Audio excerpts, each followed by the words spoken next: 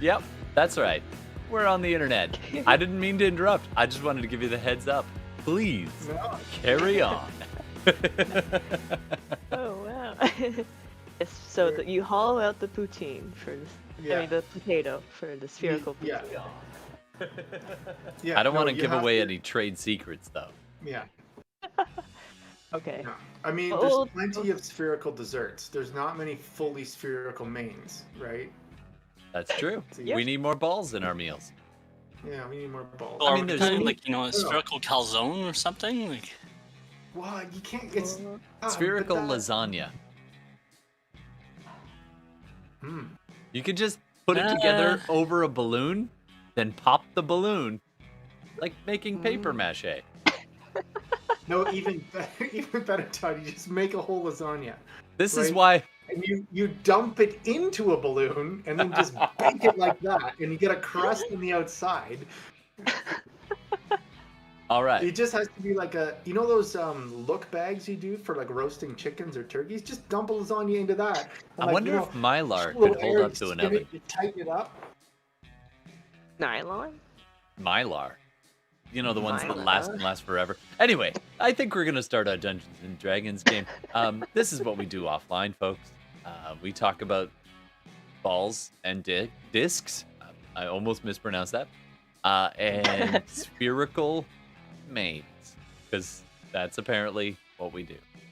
Hi, everybody. Hi, my name is Todd. Thanks for coming and tuning in. If this is your first time here, I'm so sorry. No, but we got lots of great stories told with friends sitting around a virtual table. I'm going to be the DM for a Dungeons & Dragons, but for some reason, I've got Shadowrun on the brain. Tell them, Steve. Tell them. Yeah, so tomorrow will be session 0 of new Shadowrun. That's not a one-shot, not a two-shot, but a campaign. So I will be GMing that, GMing with a G, because there's no dungeons allowed in Shadowrun. No, and, dungeons are banned by the Geneva Convention. So we've got things in store for the players, and you get to see Todd be a player for once and I get forever. to play Shadowrun. And Todd, you jokingly did say, but I need to be a bard. Oh man, Kale and I went back and forth on this. We can make you a bard. No, it's okay. I have ideas. I do. I really do. Yeah. It'll be okay. We'll figure it out. Yeah, he spent the past month twiddling the same character until. Honestly, that's all I do. I just make the same character, and then I'll give them a slightly different name, and then I'll be like, I like the other one better.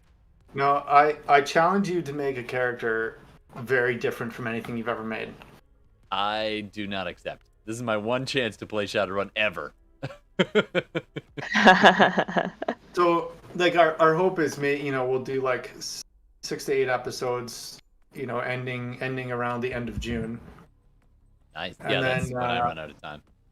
Exactly. That's when, and so I'm assuming this campaign I'll have to either wrap up or pause by then.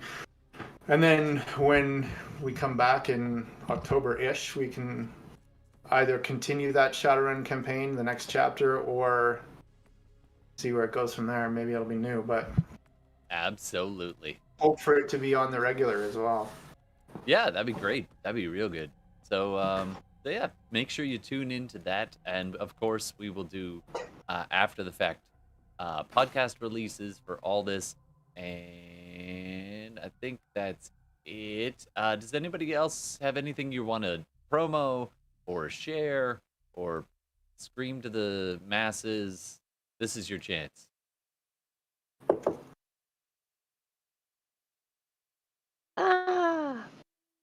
For screaming. That's the quietest we've. They're just like, okay, everyone stop talking. Crickets. I do have a cricket sound. I'll add that in post. But no, seriously, we are looking forward to playing some Shadowrun and continuing to play some Dungeons and Dragons. So let's go around, meet the players, and a quick intro of your characters. And I hope the tech agrees to get along with us tonight. Let's give it a shot. Let's start to my right, which is Carl. Hey, Carl, welcome back.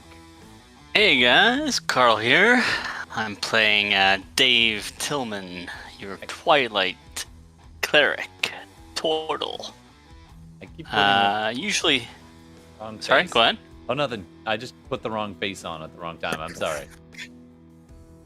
It's alright. Usually Dave's a pretty relaxed, mellow dude.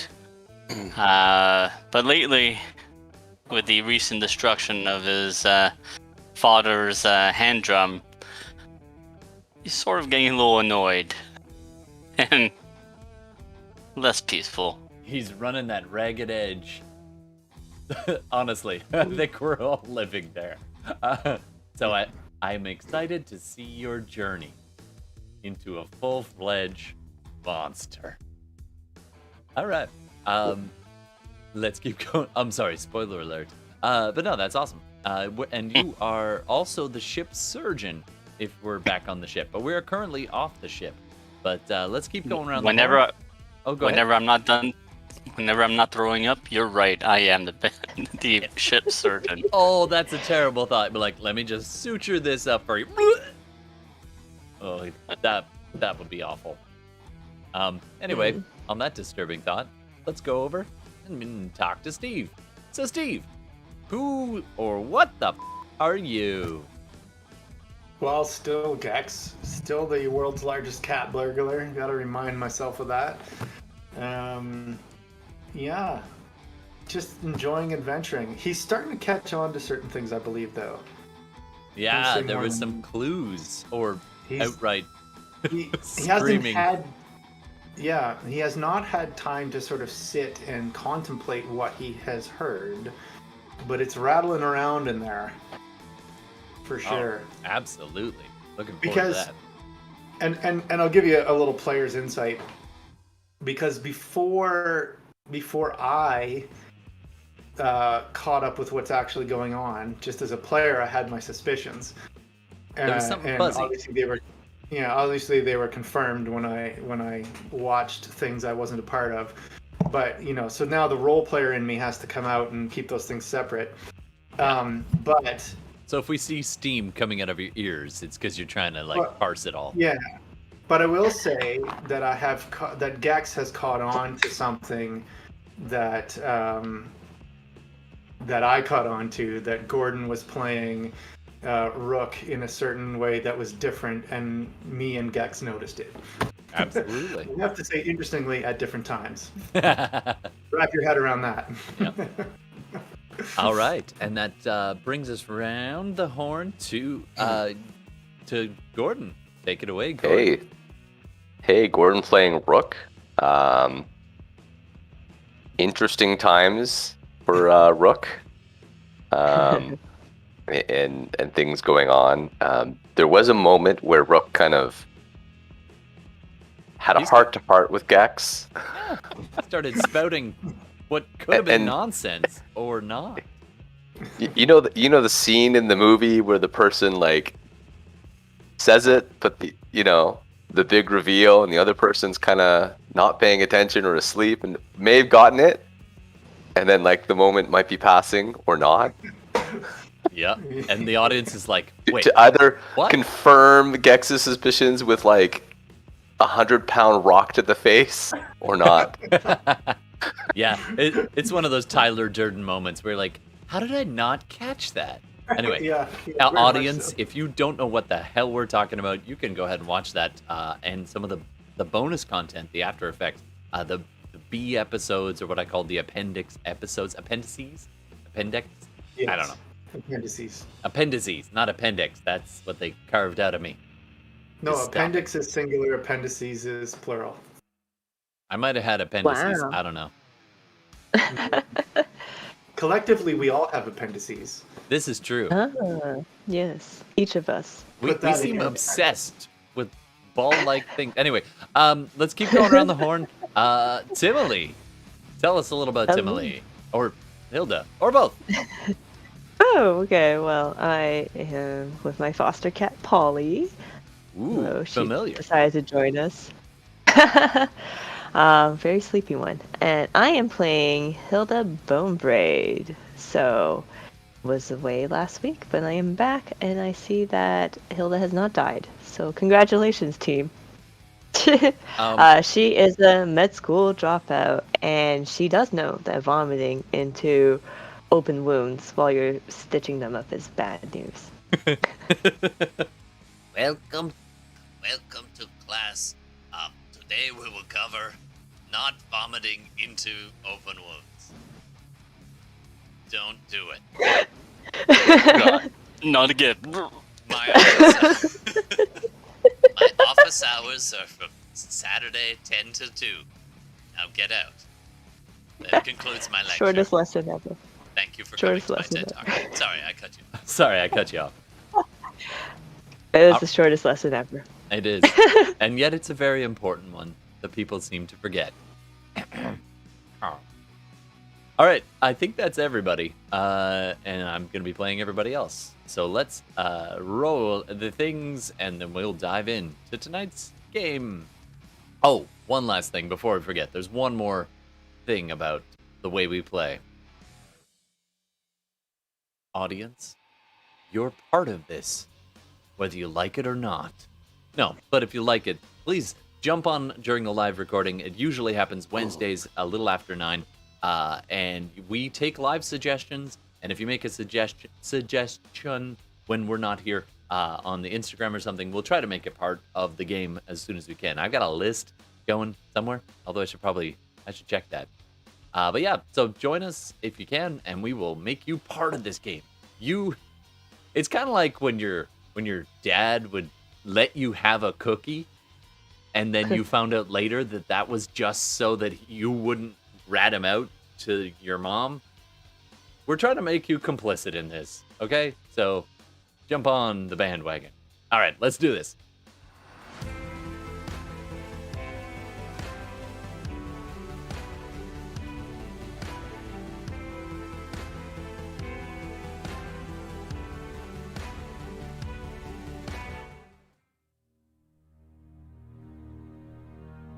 You find yourselves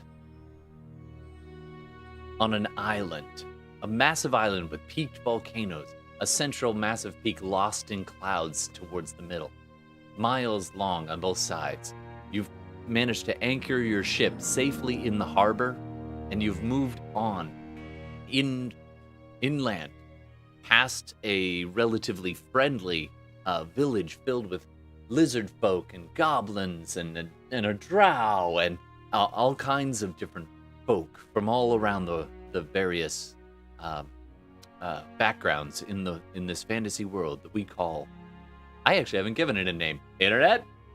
Anyway, you press on with a guide further in, now having seeking to gain audience with a particular dragonborn and deliver your secret little planthier, little globe that you are to bring on behalf of Calrun. As you trekked through the jungle, you encountered dangerous creatures that morphed and changed where they were, eventually battling and defeating the displacer beasts.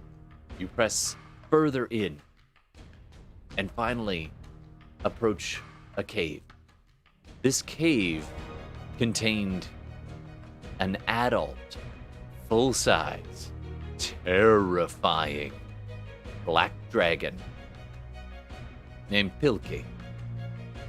And Pilkey was somewhat receptive to helping you on one condition. You must do them a favor and retrieve this massive pearl from the other side of the island. Bring it back to Pilkey, and they will bring you before their superior. Now, strange acquaintances, what do you want to do?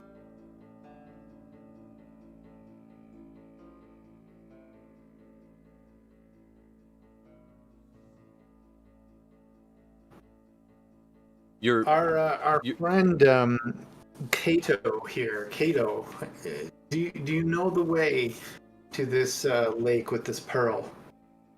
as you're kind of leaving the cave, with Kato kind of walking beside you, you can see, like, even though she was prostrate on the ground before this dragon, she seems a little less visibly shaken than most of you. By the way, Hilda, I'm gonna need you to do a wisdom saving throw, please.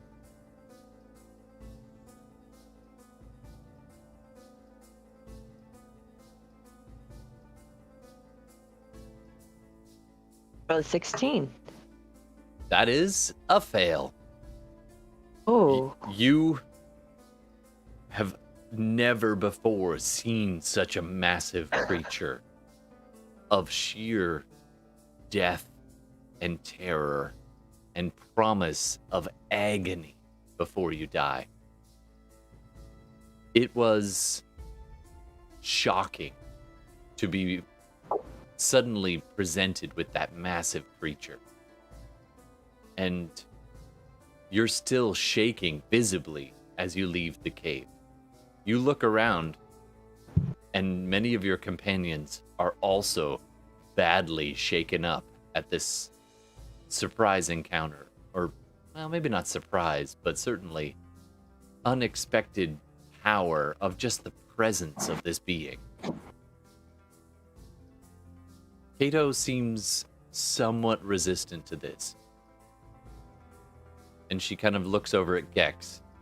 And I believe everybody failed their saves, if I remember correctly. Yes? I think so.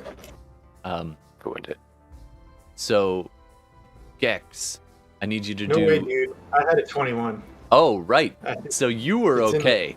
Everyone else. So your voice is steady and calm, and Kato kind of looks at you, and she turns to you and gives you a nod and says, "Yes, I know the way. A little bit. I know the way to a point. And then it is a different territory. One that I'm less familiar with. I will get Perhaps you we'll need to. Yes. Just take care of that lag before we do. Pat her on Of the course. back. Kato. Yes, we appreciate you, and we appreciate your guidance, and appreciate, you can handle yourself somewhat in a fight. Young lass like you comes in real handy. Well, So when we get there, I am in your if debt you, for your healing and protection. The jungle is no place to be caught unaware. well, we strange acquaintances look after each other, and you're just as strange to us as we were to each other when this all started, so, think of yourself as, however you want. Anyway, you point the way. Let's go. Perhaps it's best we take a short pause. And she points over to the rest of your companions, who are visibly, flopped sweat. It's like that experience of after you get out of a car crash, but you manage to walk away, but then it starts to hit you what you just encountered. Everybody else is just pretty shook up. But you can press on if you want to. Well, yeah, we ought to make camp for a night. Kato, is there another cave nearby not indwelled by a dragon, Well, which we might use as shelter? nothing in their right mind would hunt so close to His Majesty's cave. So, honestly, this is probably the safest place. We had best push off first thing in the morning, though. But I think this might be best. Alright, man. I got a solution for you then. I'm a little tired as fuck right now, but I'll cast a spell for a cozy little abode for us to stay in. My, you are full of surprises. Alright, here we go. Yeah. See if we can't put a meal together. Why don't we all make sure we bed down close to each other without there being too much distance from each other? You know, for safety's sake. So it takes a He while. says, And side-eyeing Rook. absolutely. As you're doing that, Tillman begins kind of stomping around and scratching on the rock, leaving these little trails behind, getting out various whatever he needs to a crystal bead and all of these other things, getting it ready. And it takes a solid minute of him stomping around and doing that strange Tortle rattle shell thing that he does. But after It would have taken a lot less time if I had the hand drum, but he said, full of spite. And after a short time, after about a minute, all of a sudden this tiny crystal that he sets in the middle of this space where he tells you all, it expands just and forms this dome as he casts Leomund's tiny hut. Or Tillman's tiny hut, I think we should call it from now on. that's right. It is. TT's hut, man. You just walk in and the whole place is hotboxed. You're just like, whoa. That's right. So you managed to There's have... beanbag chairs everywhere. Yeah. It's not a door so much as a He's bead got curtain. a beaded curtain. Yeah. That was with internet lag too. Yeah. Nice. So there is a 10-foot radius dome, so 20 foot from side to side. And you can all kind of, just on the side of this mountain, kind of on a flatter section, just a little bit away from the entrance to this massive cave network where Pilkey lurks. As you get ready for bed and bed down, Tillman assuring you that nothing will hurt you inside the dome, man.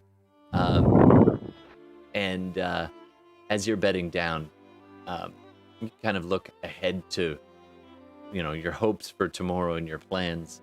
And then those of you who failed the saving throw, which is almost everybody, even though you feel the comforting presence and the smoke definitely helps you calm those nerves a little bit, you can't help but feel just a sense of like any kind of rustling breeze or slight shudder. You just, it's almost like you can feel the presence of the dragon beneath, just waiting.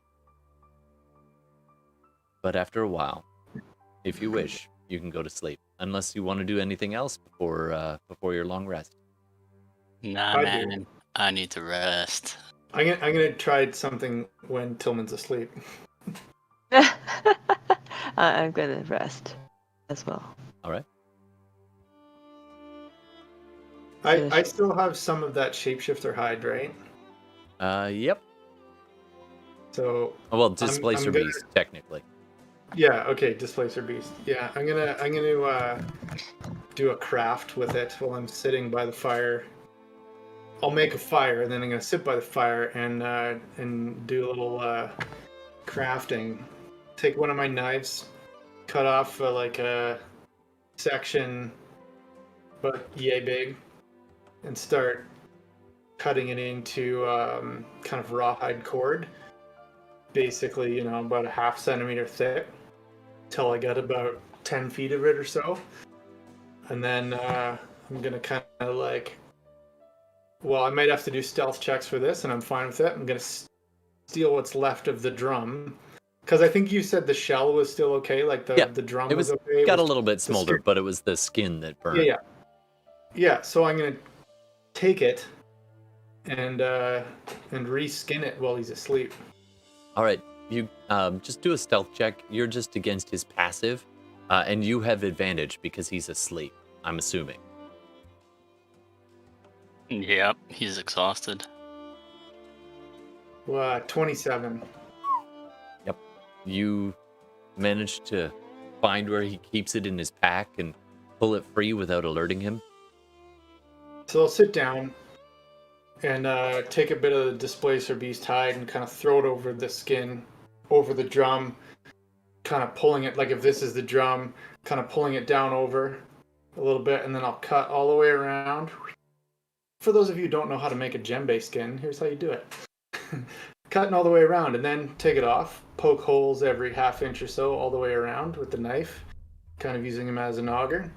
Then take a piece of the hide, make a ring around the bottom of the drum with that, tie that, and then basically go back and forth with the hide all the way around. Nice. Between the ring and the holes, and then you little by little tighten it all the way around. And I'm going to sit there and do that for the next couple hours until I get it to where I like it. Nice. All right, so I'm going to get you drum. to do your Artisan Check. If you don't have it, it's just going to be, let's say, Intelligence, I think. Just to, yeah, probably Intelligence to make sure that it all pulls off in the right order. See, this is another one of Gex's things. He's like, you know, I've been around a while. I've seen it done. How hard can it be? What is my intelligence is +2? 21. Nice. It's going to be a good drum. Now, you get the sizing all right, and you're about to start putting it all together, and you're like, wait a minute. This will work a lot better. This is still pretty, like, fresh hide.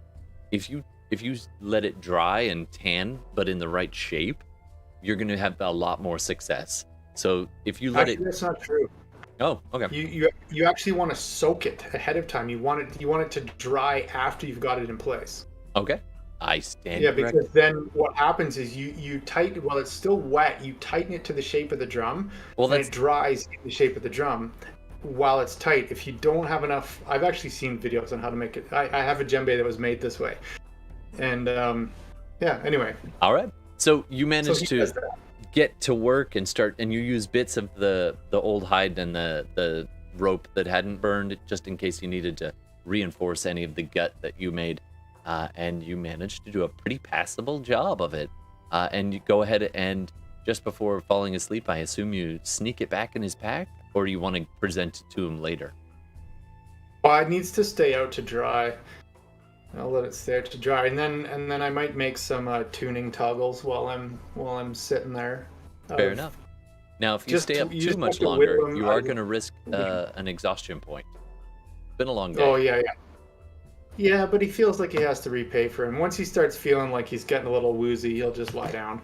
All right, so you get most of the way done. The tuning toggles will still take a little bit longer, but the hide is shaping up very nicely.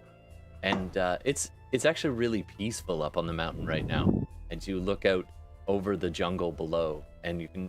Now, the only thing that's a problem is, even still, everybody's got this slight lingering, like, kind of cough. Because out of the... You had thought at first it was the volcanic activity. But now you know. There's this very acidic tang in the air. Almost like this mist. Just kind of suffusing its way out of the cave and bubbling up through cracks. And it reminds you of that massive, dangerous creature beneath. But other than that, everyone sleeps pretty peacefully. If you want to wake up the next person for a watch, you can. Otherwise, you can trust to Tillman's magic. It is a pretty safe hut. Come on, let's be honest here, folks.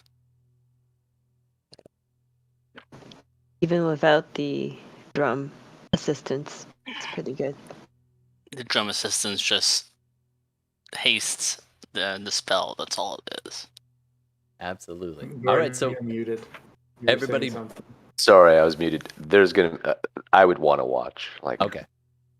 So Gex kind of rouses you, and you pop up, and he goes off to sleep finally, and you do notice that he's been working on something. All right, Rook, you are looking out over the mountain and just taking in where you finally are. and it's quiet and nobody else is around. Is there anything you want to do or prepare for what's coming? No, everyone else is asleep? As far as you can tell, yeah. I can tell. Okay.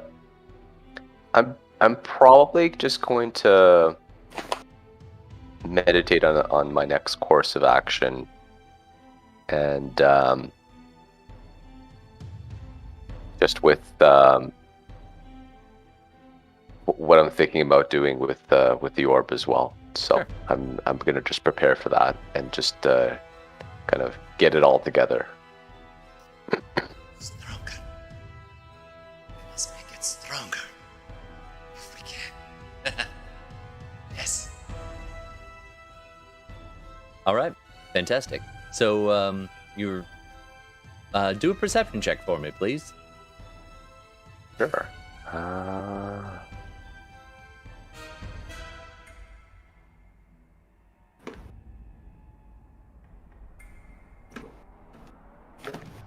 24.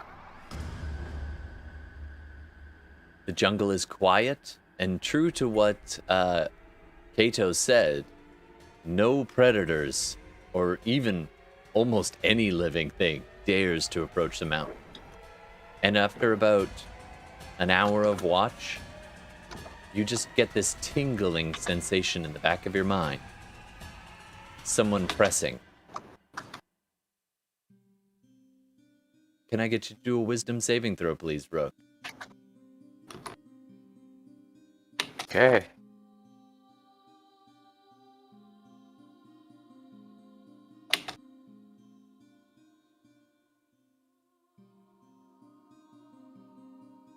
$14.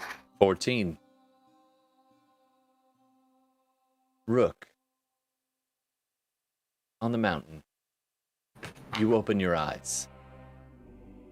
It's a far cry from the tiny, dingy hovels and holes you've been with of late. You breathe in this tang. It burns your nostrils, and you look out around, down at your sleeping companions. You don't know how long you have, but it seems to be night here, and you seem to have made it to the island. What do you want to do? Okay. I immediately go over to Hilda and wake her up. Hilda? Rook bends down, shakes you awake in the night, places a small...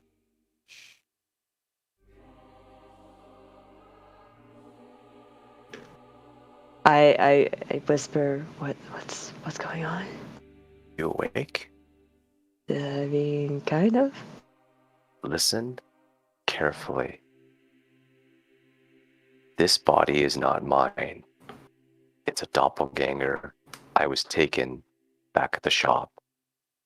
They are trying to sabotage our mission. Our mission. I've already tried to ward Gex. There's not much time. I'm free now, and I can occasionally control things back from Tazfarel. But this person is not me. Rook, do a wisdom saving throw, please. Okay.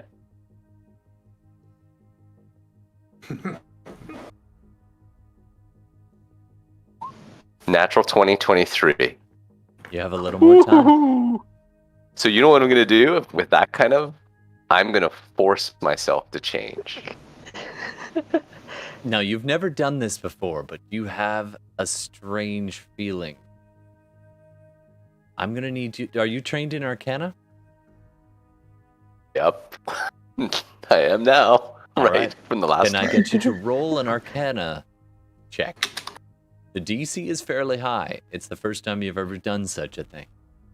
But you are aware that such things do happen. Ooh. You know what? I'm going to use knowledge from a past life. And you have access to that.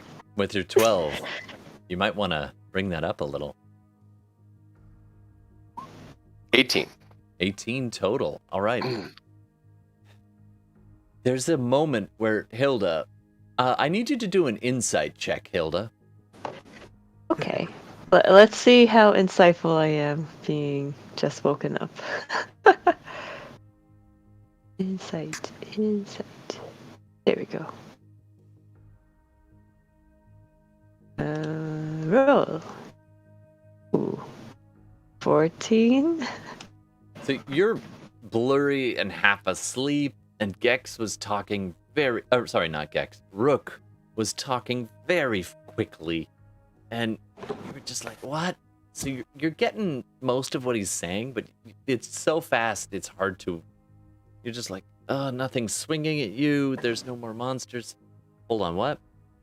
And you do hear him, but it's all a bit of a blur and quick to... And you're just kind of trying to take a look. And then he stops, and he concentrates.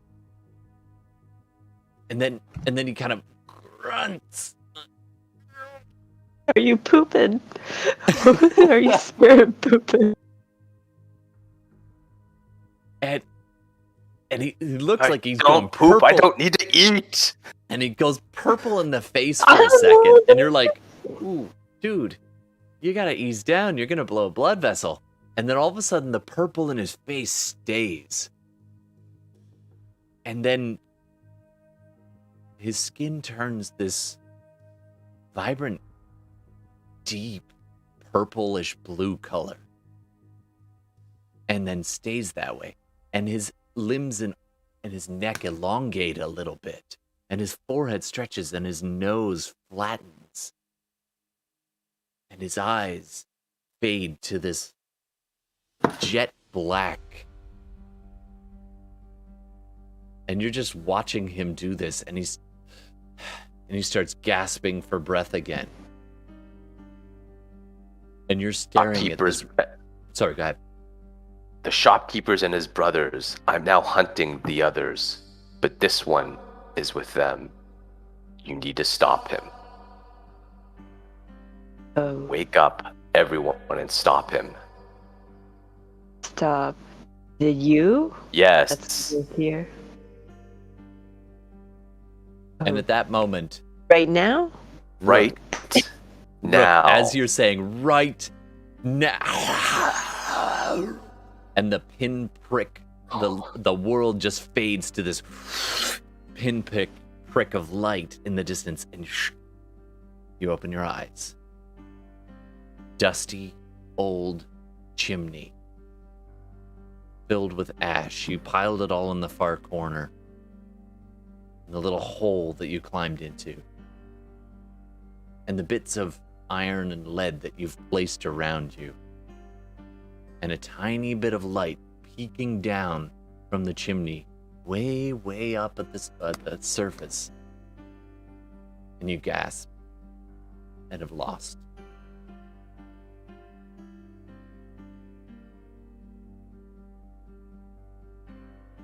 So, Rook, what do you want to do? On the island or Rook? On the island. On the island? Like,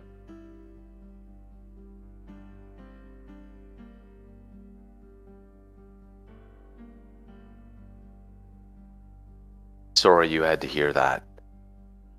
It's not one of my friends, but it's one of the spirits with me. You see, I'm a doppelganger, and I've always been this way.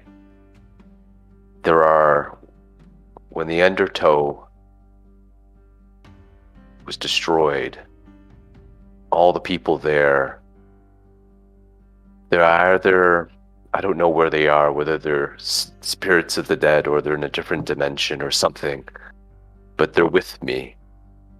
And sometimes I get possessed. And not everyone is friendly. some try to help me and some not so much.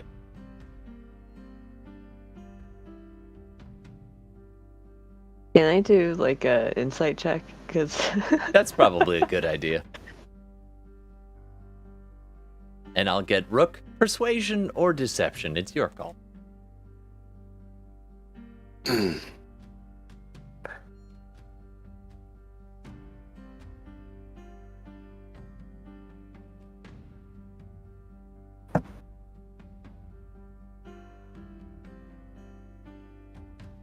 Well, 12. Ooh, thank you for remembering the advantage. It didn't help you, though. nope. Hilda, oh, there's something about the way... I mean, this is unnerving as hell already. And he's babbling, and he's this weird, extended blue creature. He seems like he's trying to confide in you. But the pieces don't quite add up. With your 15, you get the distinct feeling that he's, at best, speaking in half-truths. in which case, I'm going to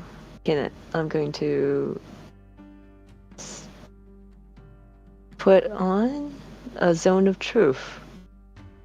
All right. You clasp your holy symbol, and this pulse extends out, covering most of the radius of the inside of this dome. It's about probably about 4, 5 in the morning. On the edge of the horizon, you can see the sun just coloring the edge of the ocean in the distance. Just starting to turn. Everybody in there? Yeah, everybody in there needs to do a charisma saving throw, asleep or awake. Mm-hmm. Oh, And if you're asleep, Man. I'm thinking it's disadvantage. Man, you're a cruel man. Kick a turtle while he's down, literally. Oh boy. I don't even save myself from my own zone of truth. Wow. It appears that advantage or disadvantage or not, it doesn't matter. Wow. Carl, that's wow. For those listening, Gordon got a 4. Tillman got a 1, but with disadvantage, that's a -1. Tihmily, of course, it's your spell, so Yep. you got the 12, and Gex got a 10. So that's fails for literally everybody. Everyone's Fuck. gotta be truthful. Tillman's gonna tell you he has truthful dreams, but he's not fucking waking up. Absolutely. All right, so Also developed as- verbal as- diarrhea. As I'm casting my symbol and letting out this bloom, I am Rook, going to it also... appears she's casting some kind of spell.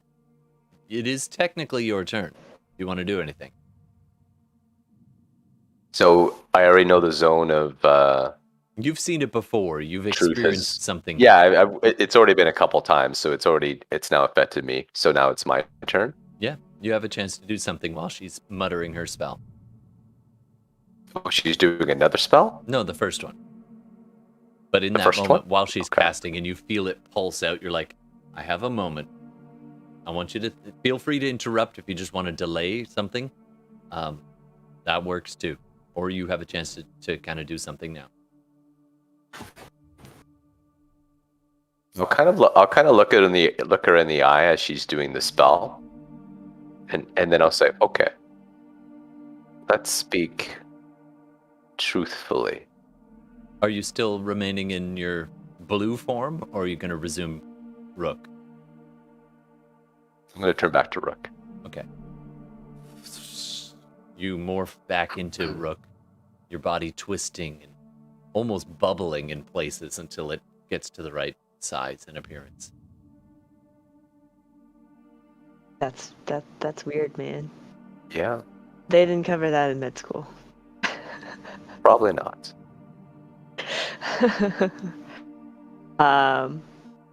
At this point, I am going to also nudge. Before you do Okay. that, let us speak truthfully, and then Alright. wake the others. All right. Okay. Can you explain why you appeared and then shifted you into this blue form? The doppelganger. I can take many shapes. Mm. But why did you show up and then transform yourself again? I'm not understanding that point. Are you wondering why your friend showed up? So, yes. Your friend has a psychic connection with me. Mm. You So, see, Mhm. I don't really mean any of you any harm at all. But I have a mission to deliver the orb to Brickell, to make sure he gets the orb. As you begin to mutter the words, I don't mean any of you any harm, your words begin to slur and stretch as though you're trying to force that word. I don't really mean you any harm, but Don't really mean you any harm. and But you were gonna say I don't mean you any harm, but the really forces its way in, as though it's like extra syllables just like piled in almost against your will. yeah, I don't really mean you any harm unless you get in the way. This is an opportunity for all of us to come away with quite a bit of money. A way all of us can win. You but get what you want, I get what I want. I mean, I see if that is the point, but the original mission was already to deliver the orb, so why did you switch? Sorry, have you been with us since the very beginning? I've Like, been at with the- you since just before we departed Tazfarel. Wasn't the mission already given to us was to deliver this orb? So why was there a need for you to replace or whatever it is with Rook?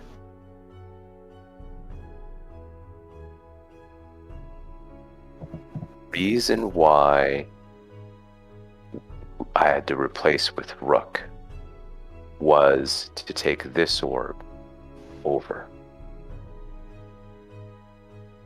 But this orb also needs to be amplified to make contact with Raquel and the leader, the dragon. And what would the amplifying the orb do once they make contact with Raquel? The amplification of this orb will strengthen it. It will make it more powerful and more clear. It will allow it to connect to such a great creature. You see, before it might work on a lesser being in the contact, but something of this strength, it needs to be amplified. When you say work on a lesser being, what does work on imply? Establish contact. Okay, but what does the contact do? Communication. Communicating with... From Tazfarel to a being here, which is a great, great distance away. All right. So we are delivering a cell phone. I'm just. Yes, in a way, we are delivering a device for proto cell communication. phone. Proto cell phone or phone. All right. Everything's clear. And if you're wondering about your friend, I swapped to make sure that this orb would successfully make it. Your friend is not very happy about this, Yeah. obviously. Yeah. I mean, first of all, you're kind of besmirching his reputation on being able to deliver on this task. I mean, Calrun trusted us with this task. Is Calrun also the same person who instructed you to take over Rook?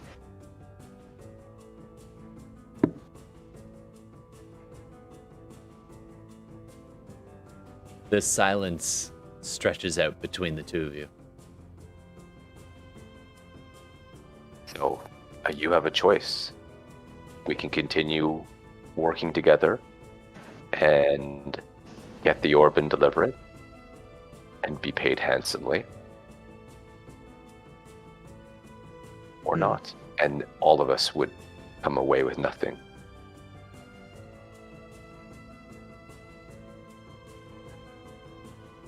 I think it changes. Not that we would come away with nothing, because our original task was also to deliver said orb.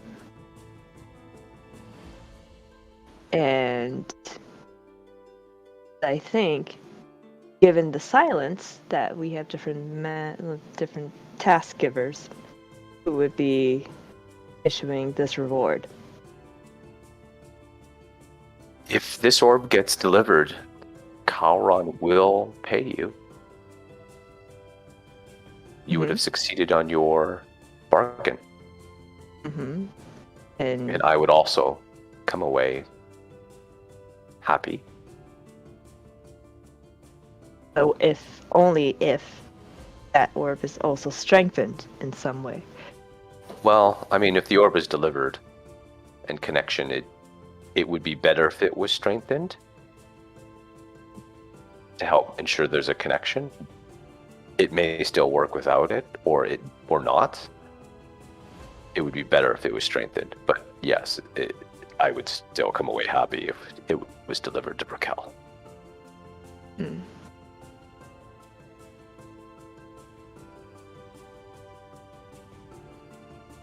I want some assurances, but it is What would you hard. want? Well, first I would like the assurance that Rook is all right. Rook is, as far as I'm aware, all right, and being a pain to me.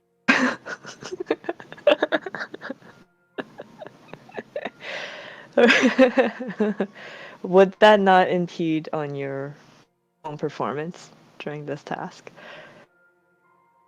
There's only so much he can do, and to be honest, one reason I have to be honest, I'm hoping that if we come to an agreement, that he will no longer pester, because he'll see that we're all working together, and he will allow it.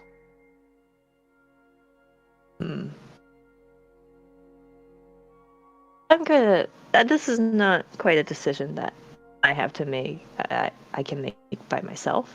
So I am going to rouse my other companions. You turn around. At this point, I turn around. You should start to shake. Who are you going to wake up first? I guess I'm going to wake up Gex. Sure. So you shake Gex. You wake up. You only just went to sleep like less than 3 hours ago. So you're pretty shaken. Like, what the fuck? Yeah, Short it's one of rest, I those. guess, right? But you know, On you're those pretty nights. old. You gotta pee anyway. Yeah, that's true. The At bladder. least 6 times a night. And as I'm shaking you, I say to Gex, I think we have a situation here. And The two it'd of be them. great to have some consensus or majority on the strange acquaintances, on what's the next step. I'll shake Tillman awake. It's telephone shaking. Did I end up getting a long rest or no? Not yet. Sorry, pal. Actually, hold on. It's been Aw. almost 6 hours. Do a Constitution check for me, and we'll see if that's enough. That's how I live my Maybe I life shouldn't every have day. woken- I shouldn't have woken him up. Oh, sorry, that was a save. Never mind. That's Give me okay. a second. Still pretty damn good. We'll take the number. Just tell me what the con modifier is. Oh, it's just +2. So you rolled a 19 first. That's fine. I'll count that. So you know Alright. what? 6 hours. You would normally be. You're like, oh, is it your watch time? And you must babble about the dream you were just having.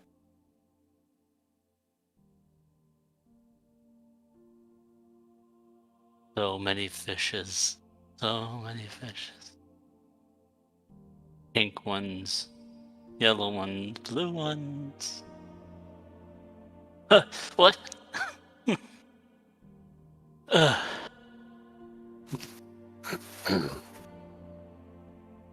What's happening, guys? And you're awake. Thank you. I've been doing some thinking, some dreaming. Now that I've had time to sleep on it, Literally. I've had a short nap on it. Let's call it. Mm-hmm. I'm All gonna right. stand up while I'm saying this. Yeah, you're all and you all awake, and you're still inside the dome.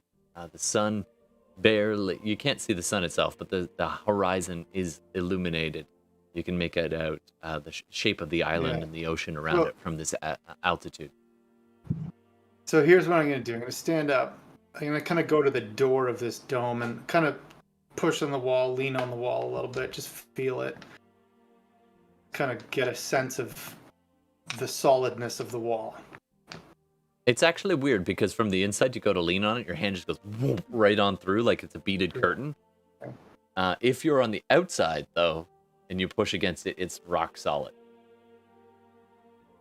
Unless Right. you want to go in. No, that's kind of what I was thinking it would be. I'm gonna walk. I gather I'm not that far. But I'm gonna step over to Rook, and I'm assuming Hilda's right there. I'm gonna kind of like put my hand on his shoulder, and say I was thinking. Finally, I've had time to mull over in my head what you told me the other day. You know, this body is not my body. This body's not me, actually, I think is the exact quote. This is all So news to something you, about Hilda. being a doppelganger. You said the brothers at the magic shop kidnapped me. And you know, I was in a bit of a state, kind of drunk. I was kind of thinking, oh yeah, Rook's being weird again. But then I thought, hang on a second. And I'm gonna kind of squeeze his shoulder tighter, grabbing his like tunic or his armor, like getting hold of it with all of my 7'6", 400 pounds of Gex. And I'm gonna kind of like pull him a little closer. And I was thinking, you know, Rook, when we were in the gauntlet, I liked the way you fought in the gauntlet. You fought with bravery. You fought with gusto, even flair at some point. You were right in there. You know, you used cover, you popped out, you shot, you advanced when it was the right time. You were brave. But then, when we were fighting that T-Rex, kind of hid in the bush a little bit longer than usual. You kind of overused the cover. I might feel, and the same when we were kind of battling those phase beasts. You spend a lot of time hiding, a little less time putting yourself at risk like you had previously.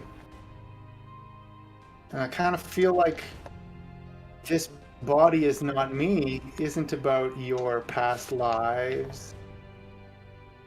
It's not about something else. I think it's about this body is not Rook. Yes, I just told Hilda this. That's why we're waking you. Yeah, but I'm a little annoyed now. This is Gex being annoyed. You see, because I went on a mission with Rook, and you're not Rook. You can be annoyed, but we should talk business because your entire journey here and the money that you want to gain is at stake. So we should talk business. And by the way, you were the one that tried to steal from me. Remember that? Oh, I do remember that. All a bit of good fun. All a bit of good fun. Uh-huh. Tillman, you're taking all this in, and these are the two guys that have known each other the longest, suddenly talking like this.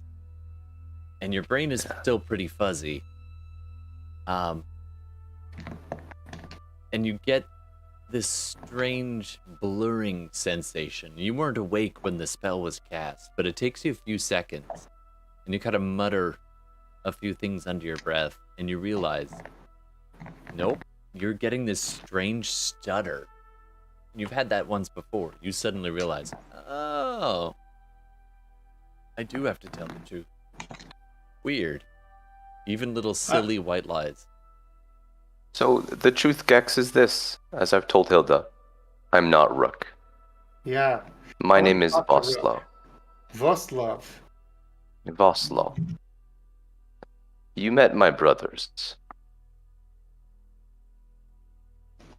Yeah, I remember your brothers. I remember your brothers. You remember his brothers. Do we all remember his brothers?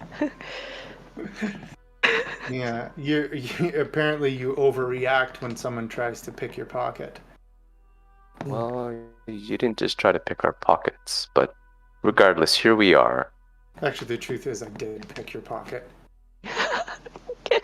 You don't have the ring anymore.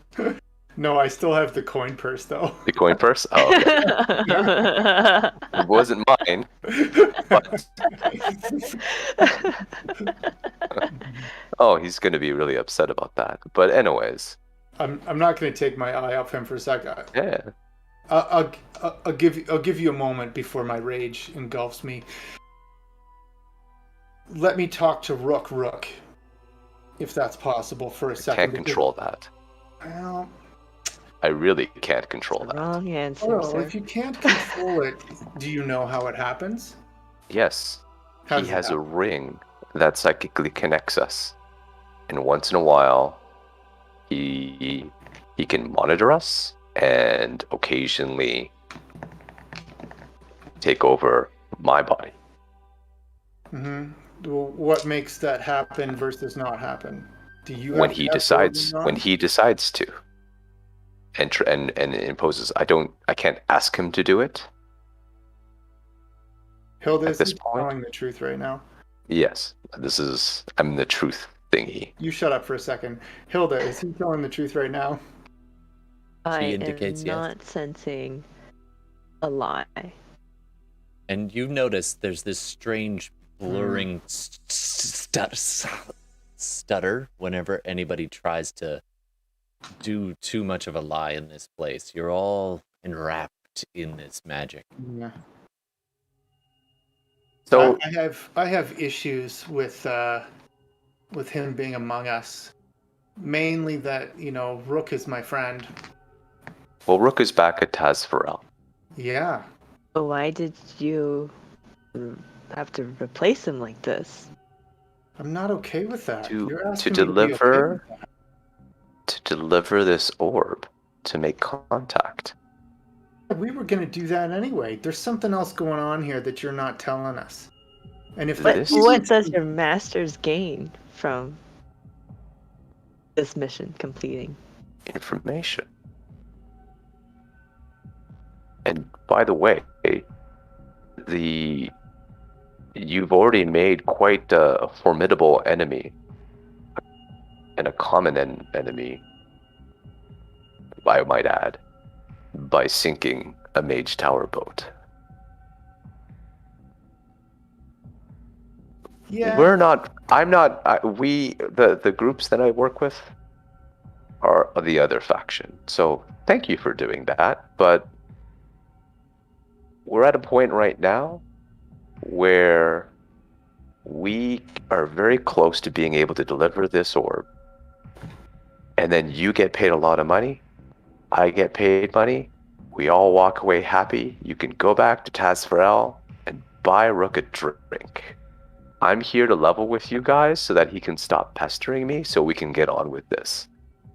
He's worried that I'm going to harm you. And since we're all speaking the truth, if you get in my way, I will. But our goals are actually has alignment here.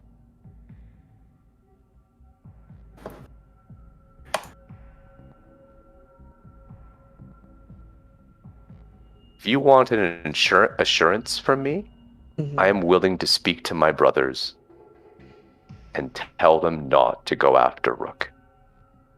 They will go after him if he continues to get in the way. He's only really getting in the way to look out for you. And that's why, instead of just taking off when Hilda put up the magic, I'm agreeing to speak the truth and level with you all. I have a question before you go on. So he has a ring and you have a ring, the ring which you picked out of my pocket. I'm assuming you have that. That's how you talk to each other, right? That other ring lets me speak with my brothers.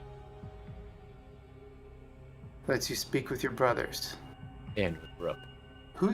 Who's got the orb Rook, right okay. now? I have the orb. I've had the orb since Tazfarel. I'm gonna need you to give the ring and the orb to Hilda. Right. No. Why? And no. Yeah, you're gonna do it. That's And if I assurance. don't, I'm gonna get stabby. and then what? No one gets what they want. I would rather destroy the orb.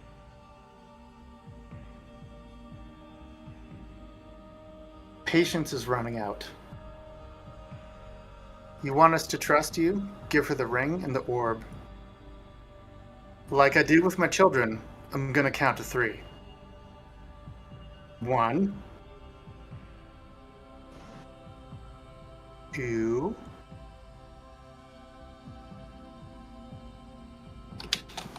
Why do you want to give them the orb?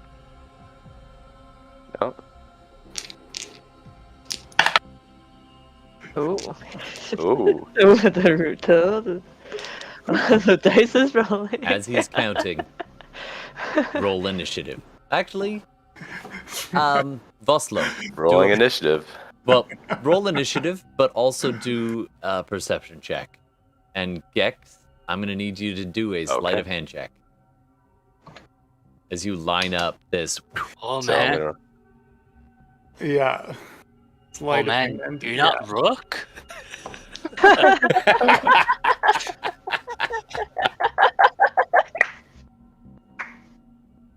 And perception, okay.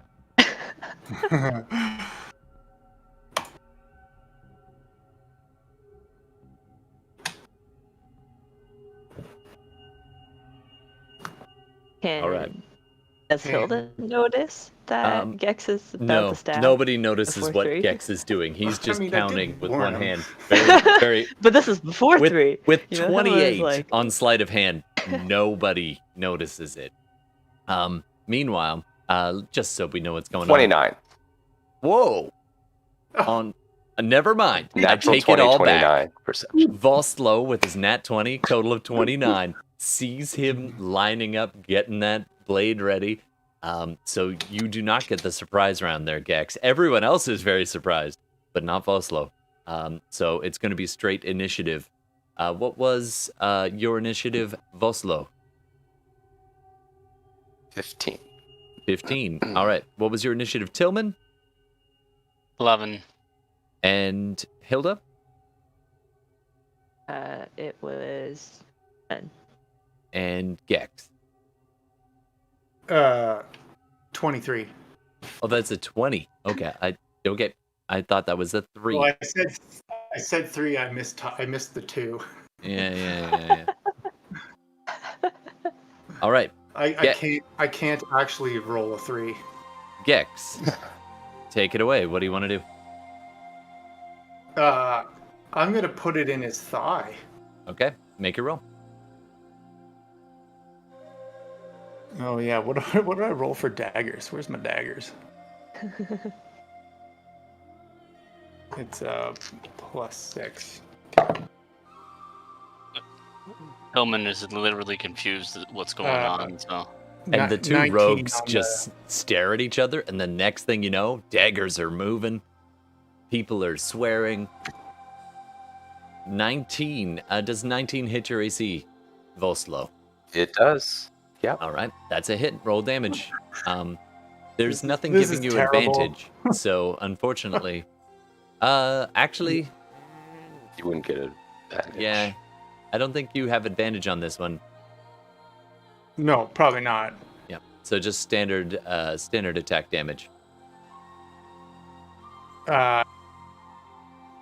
7.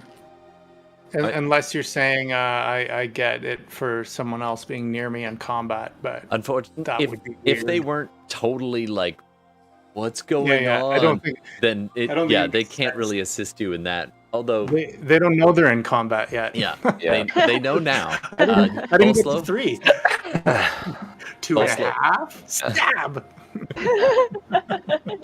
1, 3.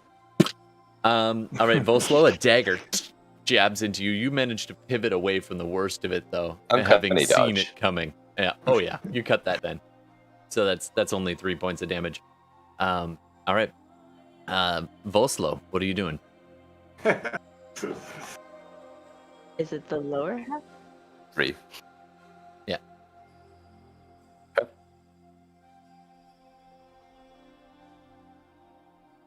Okay. Anything else, Gex? Oh yeah, you do have a bonus what else and a do I have? movement if you want there, Gex. Thank you. It's like Yeah, I can't cast a spell in my bonus, can I? no, not unless it's a bonus action spell, which most of them aren't. I'm just double checking. It is not, I believe. No, it's a regular action. Can I melee him? Yeah, you can do a second attack, melee attack. I'm gonna headbutt him. All right. Do it. All right, make your attack. I don't think you get any bonuses to this. You don't even get to That add just your seems strength or like anything. But you can use anger-motivated dex. violence. You can use dex for this, but it's not going to get any damage bonuses from your dex. So go ahead and roll it. Just a pretty much a straight D20. it's mostly just because like Your he doesn't friend. want to let go. Like Yeah. under pain of death, he will not let go of him at this point. So I'm just gonna make a dex roll and see what happens. 11. Oh, and I do need you to retroactively do an athletics check versus Vostlo's either athletics or acrobatics to kind of sink that grapple. Yeah. Okay, 21. 21. Vostlo, acrobatics or athletics?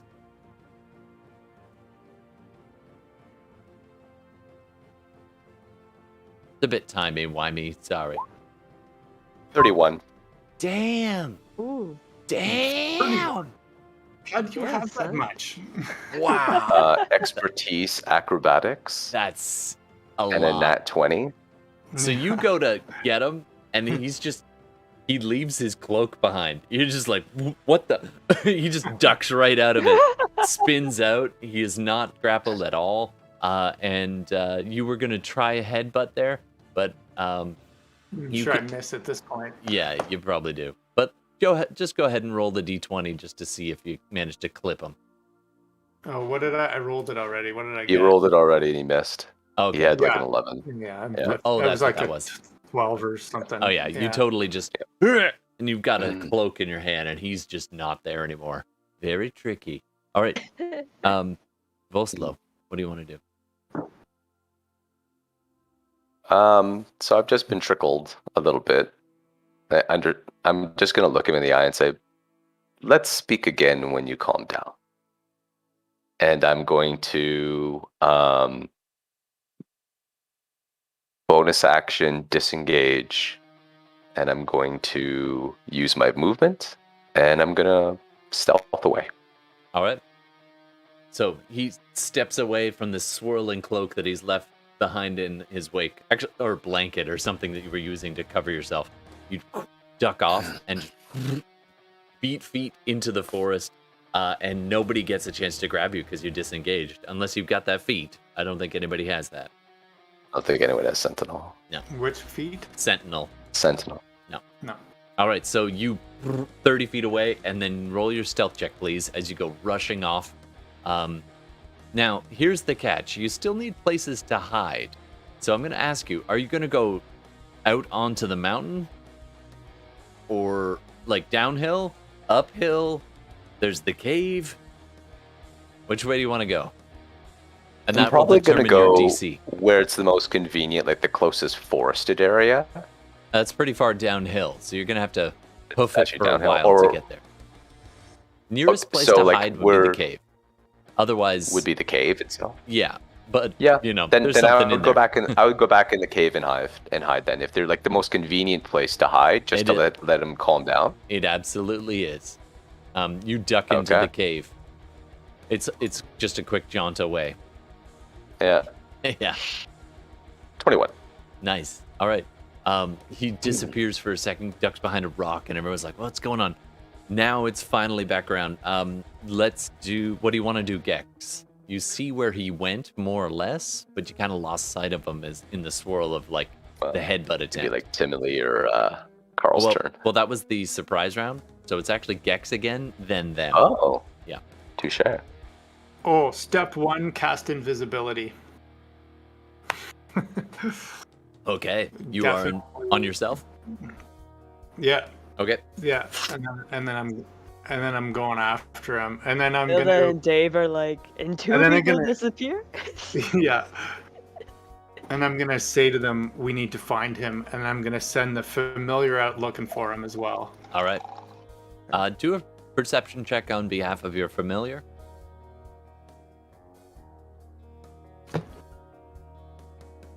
$19. All right. And That's pretty good, but I will head out that way as well. your familiar doesn't seem to see him, but is starting to circle around. It doesn't spot him in the dark, but you can decide. Now, you did not see which way he went, so you need to decide where he went and see if you can follow it.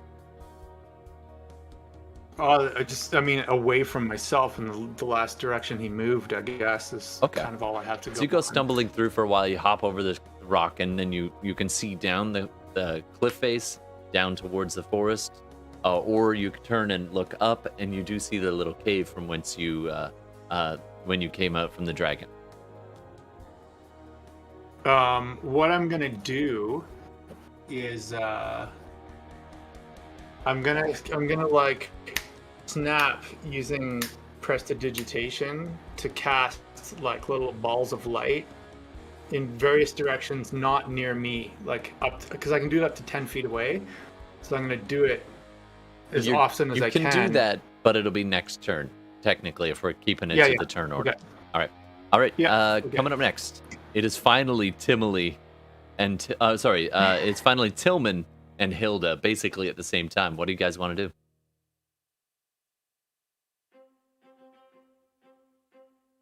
I'm still, man. What the fuck happened, man? One just Okay. left. He looked like Rook. Then I don't know where the big guy went, but he wants us to. He wants us to get the second Rook. So what happened was, Rook is actually still back on task for real. Real Rook. Man, that's fucked up, man. All right. And so, what we have here is the doppelganger that has taken the form of Rook. And that's His about 6 goal seconds. is to get the orb to. So you're trying to. I'll magically. I'll pull the magical air plug out of the hut, and then cut the. Deflate. You pick up the bead where it deflated to. You're just like, still smells a little of patchouli, and you tuck it in your shell. All right. I can go track him next time, man. You turn trying to find where they are, and Okay. it's about then you see little sparkles of light, kind of. Let's just roll randomly, and we'll see where you see the sparkle of light. Would I notice any tracks or anything? Go ahead Due and to his roll a proficiency in either survival. either survival or perception as you start to get down on the ground near where your bead was and start. There was a firefight. Fuck, command. I'm still high.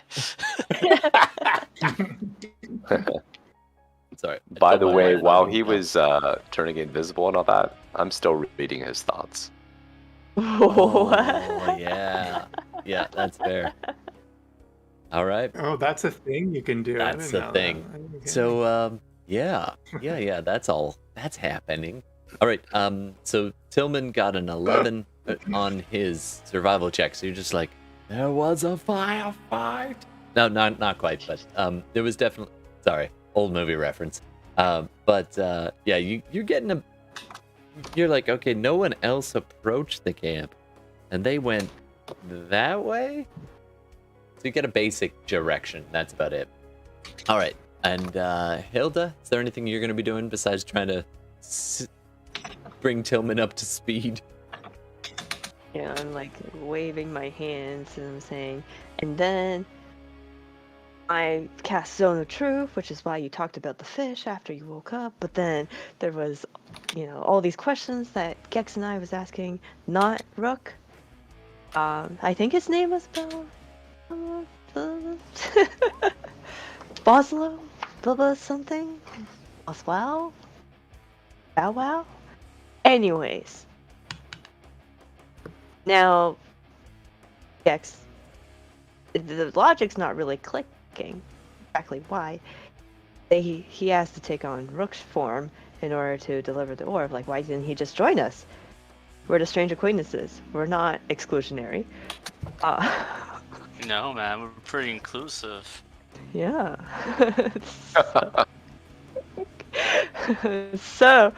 So then Gex also gets mad because it seems like Rook was in trouble the last time he tried contacting Gex and myself.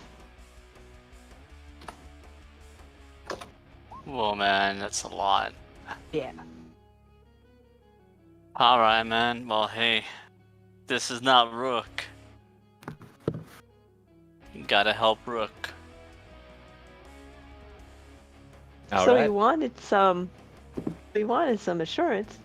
So Gex said, give the orb to Hilda, me, and the ring that Vostlo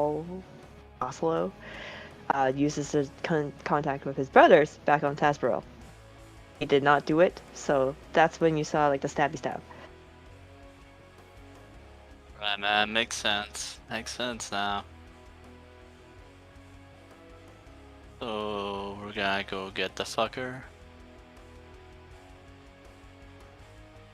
Yeah, and then they both disappeared, which you saw. Well, at this point, I begrudgingly hand drum aside, trust Gex over not Rook. I love how he's just not Rook now. Just not Rook. Yeah. So, how does the ground look? Do you see any footprints? Where did each of them? Man, I'm still a little groggy from the abrupt awakening, if you will. But I can gather that some steps going this way points to the direction. But All right. I don't know how fresh they are. That's fair. So you're getting a general direction. Meanwhile, Gex, I need you to do a either perception or survival check, but you have advantage as your familiar is kind of feeding you bits of information that it picks up. It's essentially aiding you in the search. 21. All right. Still, sorry, I have to look. What was the stealth check? The stealth check earlier was pretty high. I think it was also 21, wasn't it? There, Gordon? Yep. Mm-hmm. All right. 21 and 20. At that moment, 21. you're just like, your eagle, your sea eagle managed to catch a glimpse of a little hint of movement down towards the cave. So you have a pretty good idea that he's over there somewhere. You don't know exactly, but he's gone in that direction. I'm just going to shout to the other two, he's over this way. Towards the cave, because they can't see where I'm pointing. At this moment, Kate... He realizes as he does this. Yeah. You can't see your own hand. It's like translucent hand. You're like, all right. Like, at this we'll moment, call that a Kato's like, senior moment. what? What's going on? Are we under attack? Kato.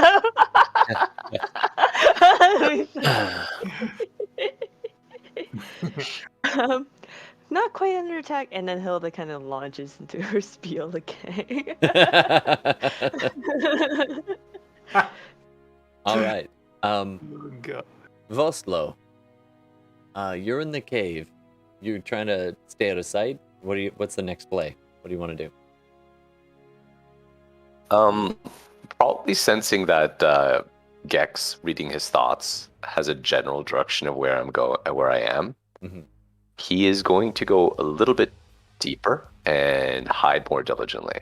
All right. Go ahead and do another stealth check as you move away and hide. Ooh, not as good. 16. All right.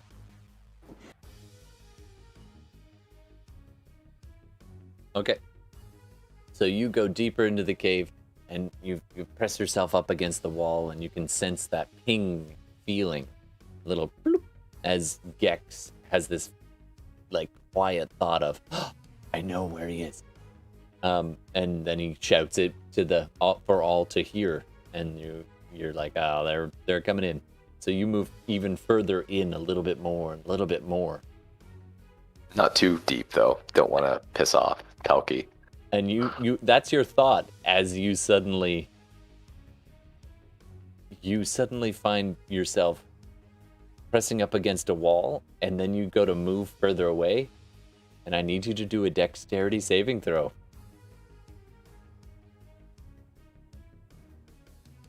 Okay.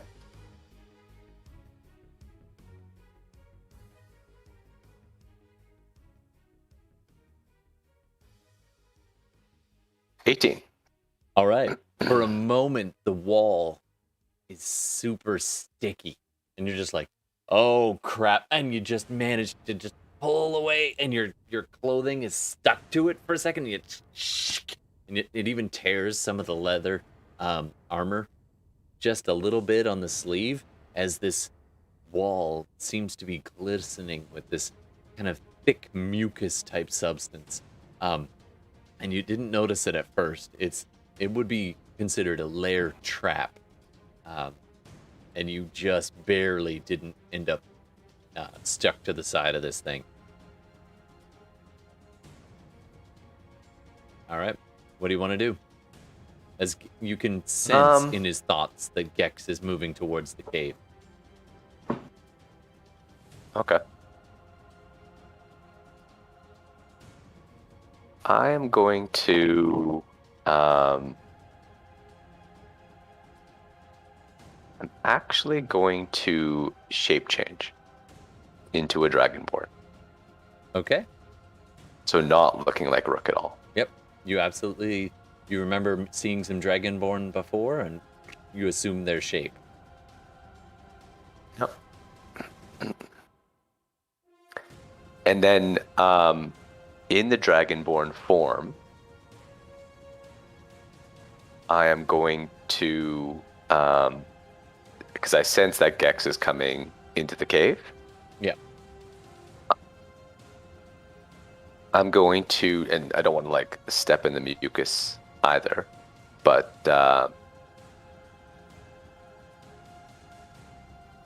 I will step out and like not try to hide. All right. Gex, I need you to do a perception check for me. Or investigation. Whichever one.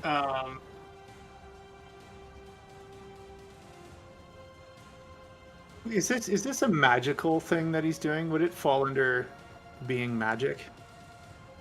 It's Just not a as a spell, player? but it is a magical creature effect. It's an ability, but it's not a spell. Yeah. So detect magic would catch it. So I'm going to cast that. You wouldn't. You just know that there's. Well, before that, do a perception check for me. Okay. But I mean, that was going to be my next thing, was because I'm assuming he's using something magical to hide. I was going to cast that. I'm going to say you might think of that eventually, but at the moment, all you see is this dragonborn in these kind of cultish robes step out from inside the cave and kind of hold up a hand. I can't see that. What did you roll? Oh, 18. 18. It's tiny. Yeah.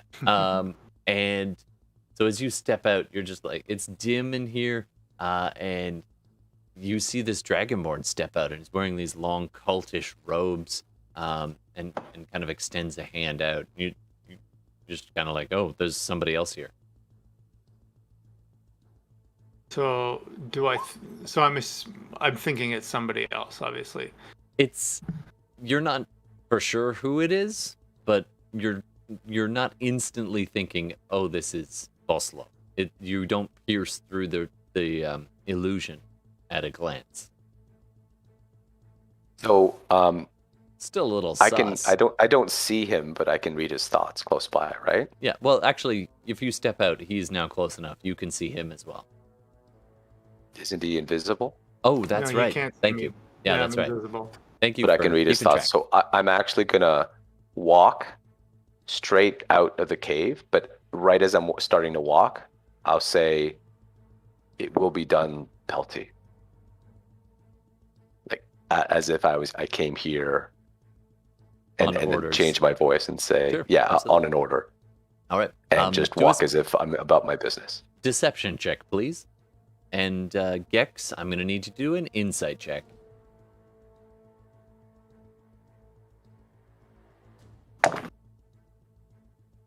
In a morphing time. I love it.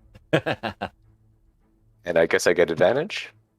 You do get advantage because you're in his thoughts. So you're saying the thing that would be the most convincing. Oh, Advantage did not 13. help you. did not help. Nope. All right. 13 versus his insight of 18, and you're not buying it. There's something fishy Something here, sounds Gex. weird. Yeah. There's this.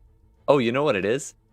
You start to speak a lie, and because you were still like there and under the effects of that lie spell, you start to say, "I shall make it so," as the truth just kind of tries to force its way out of your throat. Good.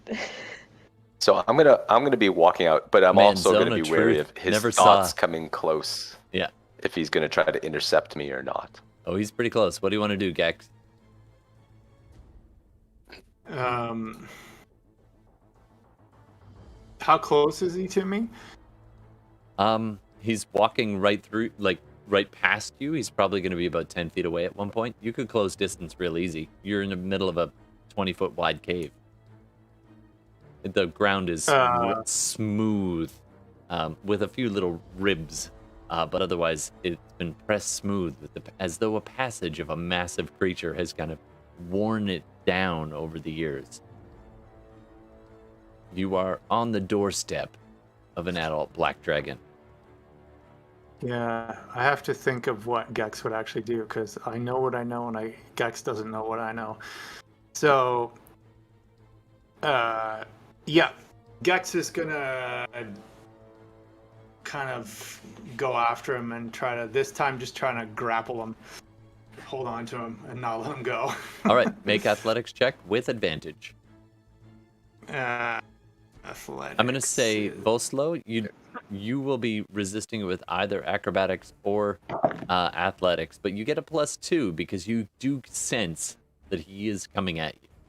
But there's a little delay as you're just like, oh, he's got. So it's not full even shot, but you do get a +2.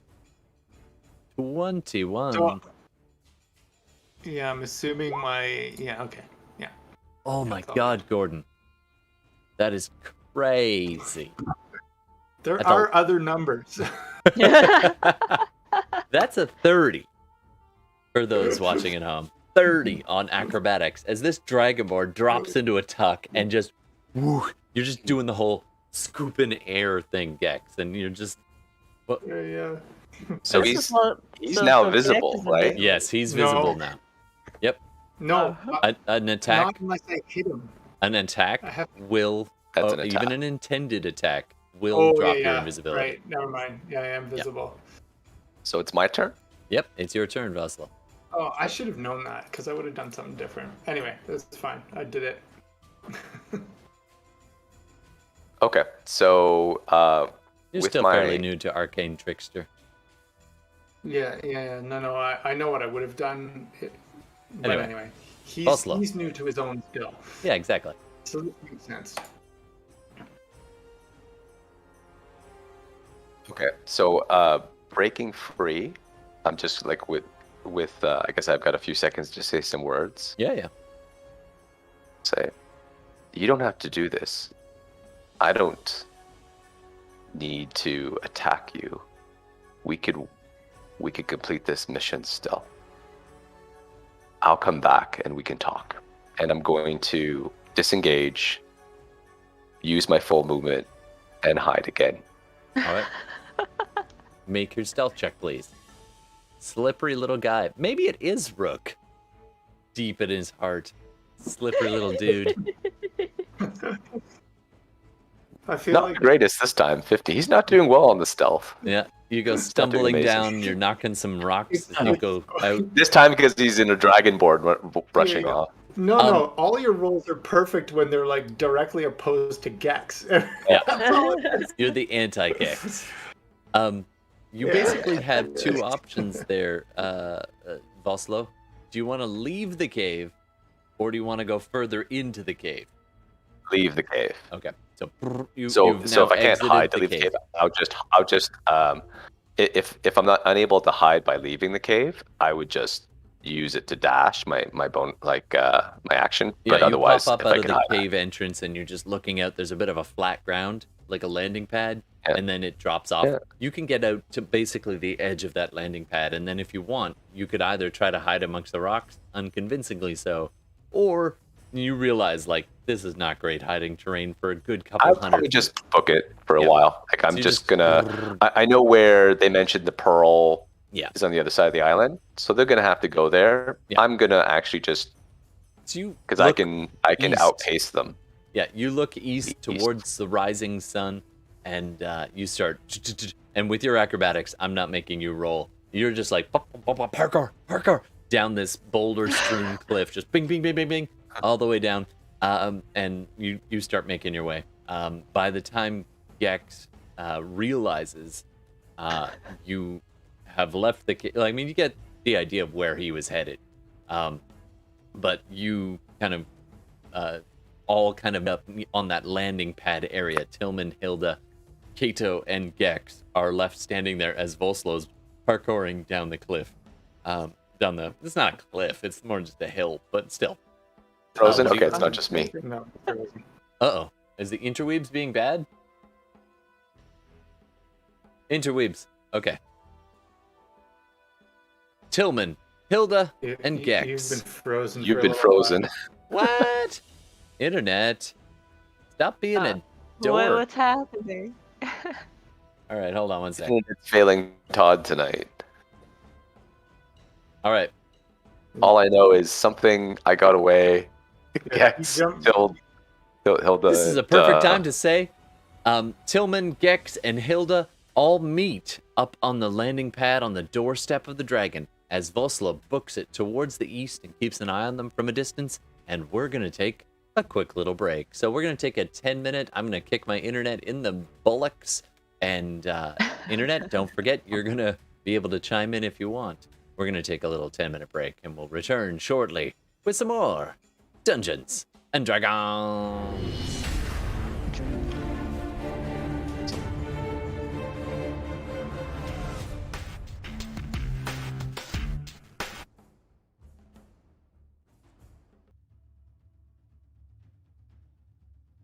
Let's come on back. Boom, pew, pew, pew, pew, pew, pew, pew. Hey everybody, we're back. Let's dive back in, pretty much right where we left off. Well, we can say a little time passes if you want, but you are just outside of the Black Dragon's lair. What do you want to do? I'm gonna change what my familiar's doing. I have to recast it. It takes about an hour. Yeah, does it? Yeah. No, I haven't. I can command him. I haven't casted him. You can command him and you can summon him, but to change his form, you have to redo the ritual, and the ritual takes about an hour. Oh, I see what you're saying. Yeah. No, in that case I'm not, because time is of the essence. I'm just going to command it to follow him no matter what. All right. Search for him, and when you find him, follow him no matter what. Sure thing. But stay out of archery range.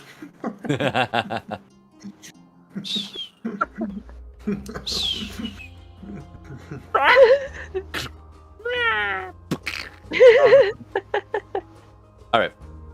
So your familiar goes off to do that. Tillman, Hilda, Gex, you can all kind of chat with each other.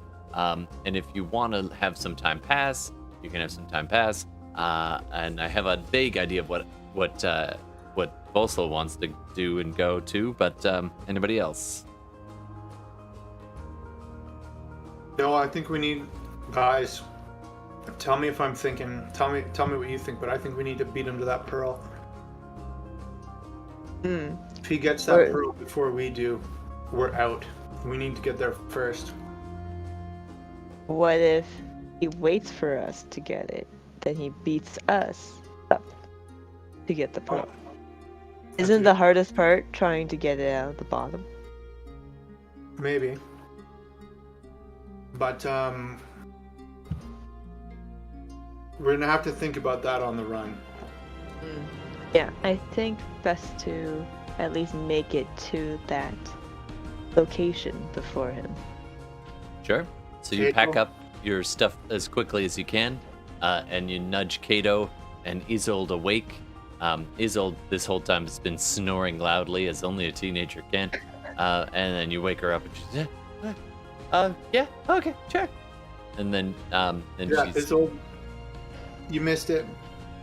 But Rook is not. Rook has been replaced by a doppelganger. He's trying to get to the pearl before us. We gotta go fast. Fill you in on the way. Let's go. Okay. Kato, we need to get there the fastest way possible. All right. You can go ahead and let's say two of you can roll a survival check to see how fast you can cover the turf, or alternatively, one of you can roll with advantage. And Vostlo, I'm going to need you to do the same, but not with advantage. Unless you want to I'm go with a proficient different in it. approach. Like, I follow only them. have a +1 on my survival. How about you guys give me advantage and I'll. Yeah, Sure. advantage. 18. It's okay. Not all of us can roll 30s. Oh, fuck. Jesus. Gordon, maybe you need to restart your internet. I just don't understand why the rolls are doing so well for me in this situation. Wow. All right. Nat Remember that- 2026. All right. So, This reminds me of that like Homestar Runner cartoon when they're introducing Strong Sad and he flies across the screen and all he says is, "I'm sad that I'm flying." That's Gordon right now. it's just like parkour. I'm sad that I'm winning. You're literally you're doing the Luke front flip because there was a rock in your way kind of thing. Yeah. Training on Dagobah. You're going through all the jungle and you're like alternating between being like you're not sure exactly the way, so you get a certain distance till you find a really good spot, and then you wait, and then they go past you, and you are like, okay, I'm on the right track, and then you go around them, and then back ahead. I will say, throughout all of this, let's give the familiar one more look for Vostlo there. But good luck to you. Come on, familiar. Now Do you're awesome. using the familiar's stats, not your own, right? Yeah. Cool. Oh wait, let me double check. How I forget what its stats are. How they Uh, differ from mine. For an eagle, it would have advantage, but it would also not be rolling quite quite so beefy. Yeah, I don't know. Where I'm You would have +4 perception. Yeah, plus Plus four four. perception, Yeah, 'cause it's but gonna with have good advantage. eyesight. Yeah. Okay, with so with advantage. advantage, Yeah. +4. Yep. Okay. And Vostlo, let's get a stealth check from you. Yeah, watch. He's still gonna beat this. I don't. It's just With have a- no faith. So You roll the nat 20 though. Yeah. So. Like as if you're not going to. Well. You just rolled a 26 5 seconds ago.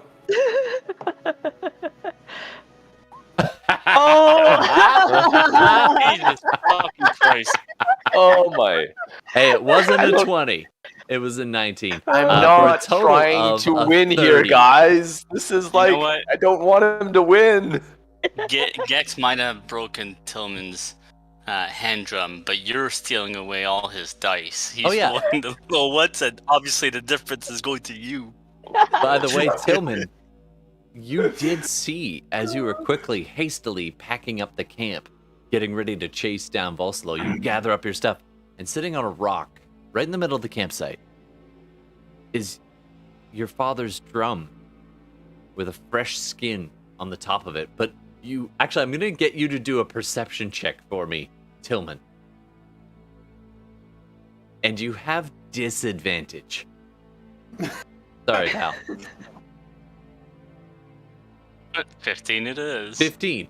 15 is enough. You almost missed this thing. So you're like, my drum.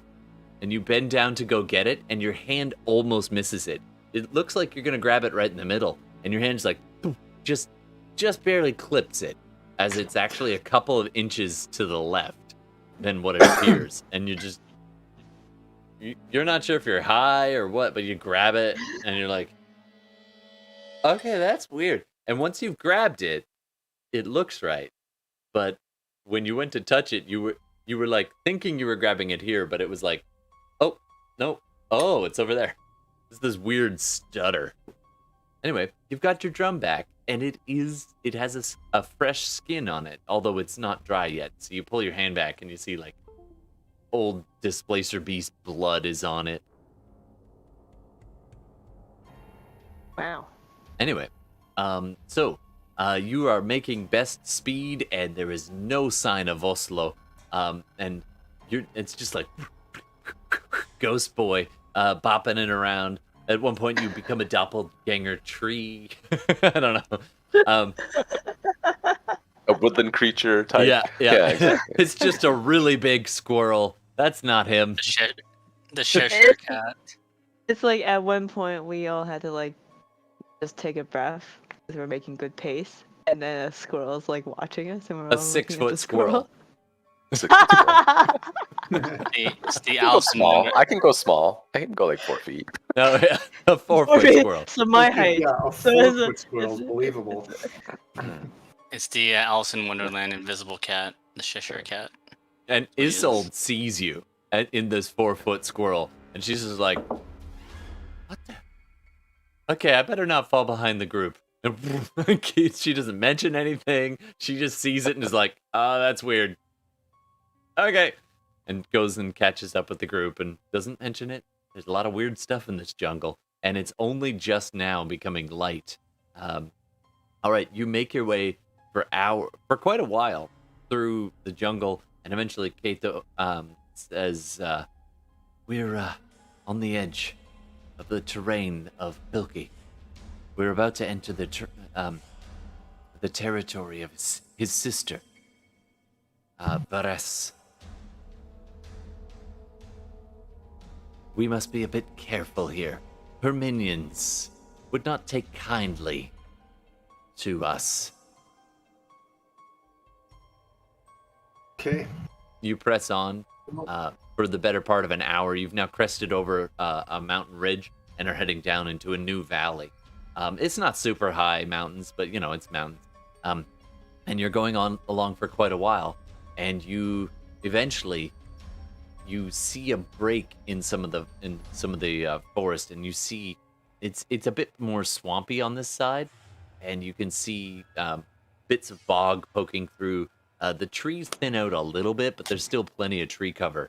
It's just there's a bit more water, and you're having to pick and kind of wind your way around a little bit to stay on more solid ground. And eventually you get down into this center section of the valley, and there's this lake. It's not a huge lake in the middle of this kind of otherwise swampy area. And you kind of see this, and it's an early morning, and it's a brilliant sunny day, but there's still a bit of a mist hanging in the lower sections. It's kind of like a couple times, one of you, probably Tillman, puts his foot into one of these lower spots, and like sucks on his foot a little bit to pull out of the mud. But you are aware that if you step in the wrong hole, there's mist down there. You wouldn't necessarily see what's in the hole before you're in it. So Kato is trying to steer you around some of this. There's no problem, given your 18 survival, but it does slow you down a little bit. Except for Vostlo, who's like, apparently he's like Naruto running over top of the swamp water. Like, peat bog is your natural habitat, apparently. All right, so you now look out over this small river, and at first it's just this beautiful morning, and then you see a... Wait, do a perception check for me, everybody. Everybody. Rock your perception now. Not Tillman. 14's not too bad. I mean, Well, definitely not not Kurt Gordon. Hilda. Dirty 20s Definitely for not both Hilda. Gex and Vostlo. And a 12 for Hilda. All right. Gex and Vostlo both see it first. There's right near this lake. You see this and the sunlight glinting off the water. And it looks pretty idyllic here, and the moss is growing thick over everything. And then you see a slight sway of one of the branches nearby, and out of one of the branches drops down this woman. Green skin, long hair that looks like hanging moss. You almost missed her because she blends so well into the background. As she walks away from this one tree towards the water, and you're seeing her kind of from behind. You're a little bit a ways up on the. Can you guys see the map? Yep. Okay. Mm-hmm. No. Oh yeah. Sorry. Oh, there you are. Yeah, I had to zoom out and then There zoom you are. back. Yeah, you're way over. Oh, I guess I can go to our map mode. So you're looking down and you see this greenish tinted woman, naked, and you just see her backside and her legs and her long mossy hair is covering most of her. And she goes walking off into the water, and you just see her just peacefully stick a toe in the water and then just into the water. And it almost seems for a second, it almost seems just for 1 second that the water, as she reaches the water, it almost reaches up for her as well. It's a bit of an odd thing to notice. There's just this moment of lag where she's just like, and it's just they meet, and she goes beneath the surface. What do you want to do? You've got a couple minutes.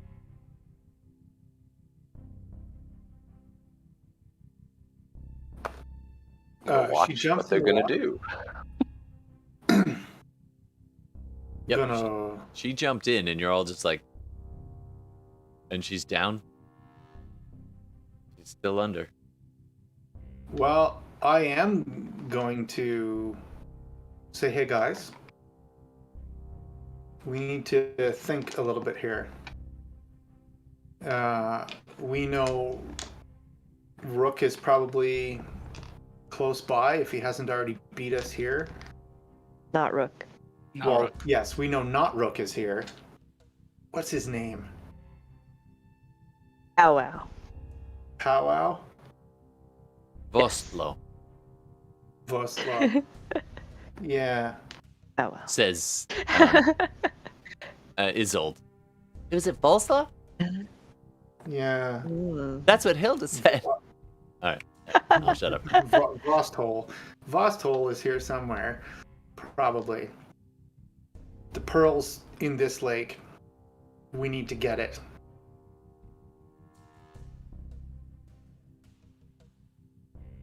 I have thoughts. And it's right about now. You see the woman come back, cresting out of the water, and she kind of swims over towards the surface. If I can find her, there she is. Sorry, this is the problem with making the layers transparent. There we go. So she comes out of the water, and she's built like a human or perhaps an elf. Slightly longer limbs than normal. She's probably close to 6.5 feet tall. But she's totally green. Kirk would be all over her. Beautiful. And she kind of goes towards the shore and then gets out and walks around. And then she kind of walks a little bit towards you, but she's probably a good 40, 50 feet away still. And then she kind of reaches up and this grabs a vine on the tree and just gets pulled by the vine up into the tree. And she kind of hangs out up on one of the branches for a few minutes and just kind of sunbathing, letting the water letting the water evaporate off her skin. Doesn't seem to have noticed any of you yet. Okay, so I'm gonna recast my. I'm saying this to the group. I'm going to change the form of my familiar from an eagle into a sea lion and send it to find and, if possible, retrieve the pearl, because it'll be fast. And if it can't bring it up, at least it'll find it for us. Meanwhile, I think we need to keep an eye out for Vosthole. You mean not Rook? Yeah.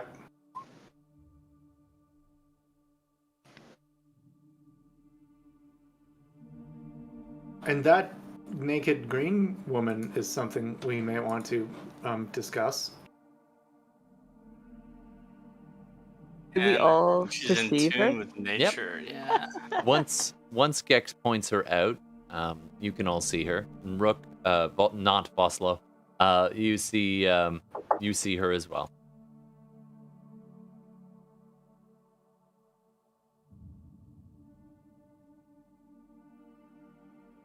What do you want to do? So it's going to take you an hour to cast that. So if you start casting it here, she will definitely notice the green woman. How far am I from the lake? Probably right now about 60 feet. But if you retreat off map and retreat back a ways, you could probably find a spot that you could cast that if you want to. Yeah, I'm gonna go as far away from the water as I can while being able to cast it, because it's it can roll itself into the water. So I'll back up just a wee bit, probably somewhere. So is everybody down for this? You're gonna have to take the other people could get a short rest while you do it. Yeah, and then we just need to keep an eye out for things. Sure. Is that the plan? Anybody else is welcome to go jump in the water, but don't you have the power of swimming, Hilda? No. Who has the power of swimming on their gear? Hilda does. You may want to just go do You're swimming. muted, Tihmily. I do have the power of swimming, so I have the power of bronze cross. so I will don on the armor. I don't know if I was already wearing it. You were already but if wearing not, it. I have it on. I will say, let me take a survey while you're readying that. X. And maybe somebody wants to go have a pleasant conversation with this woman, because if she's some kind of guardian, Yeah. I I'm was focused definitely on what I'm doing right now, though. And then, well, I'm gonna attune to my, maybe I don't need to attune. No, I don't. Anyways, I equip my trident and, hey man, I'll go with you, Hilda. We can go for a swim. Great. Well, yes, but we should definitely do as Gex suggested, which is to speak with the. Maybe just say hi, introduce ourselves. You're Are you gonna- asking me to converse with someone? Maybe you can Oh, stand man. there and look friendly. I'm not the sharpest tool in the shed, but even I know that's not a good idea. Do you want me to go? I'll go. Isolde says. Yeah, let's all. Yeah, it's all. Yeah, I think you would be a good candidate to join me. Let's go. All right, you guys start to go, and Kiddo's like, I have a bad feeling about this. Mm-hmm. Take that how you will. Do you want to wait for Gex or do it first? Gex is sitting down, flips open his spell book that he got, and he's like getting the components all ready, starts doing a little circle, burning a bit of incense in the middle. All right, what do you want to do? Actually, while you think about that for a second, sorry. Vostlo, you see them doing this. You can see Gex. You're hiding with insight, but very well. That stealth check is continuing until something changes that. And you also see this green woman, and you can see that the tree is responding to her as she's like, it's almost like it's a pet for her, and it's moving slightly when she goes to kind of sit up and try to stand and stretch and almost dry off. She uses some of the branches from it and shakes her moss-like hair. So you can see that it is definitely not a normal situation as she's busy walking through this thing. Do I know what she could be? What do you think she could be? Like a dryad or something? You've heard legends Vostlo, of no? creatures that inhabit the forests and guard forests. You've definitely heard of those creatures. Whether she's one or not, I don't think both. Well, you could do let's do either Arcana or History check.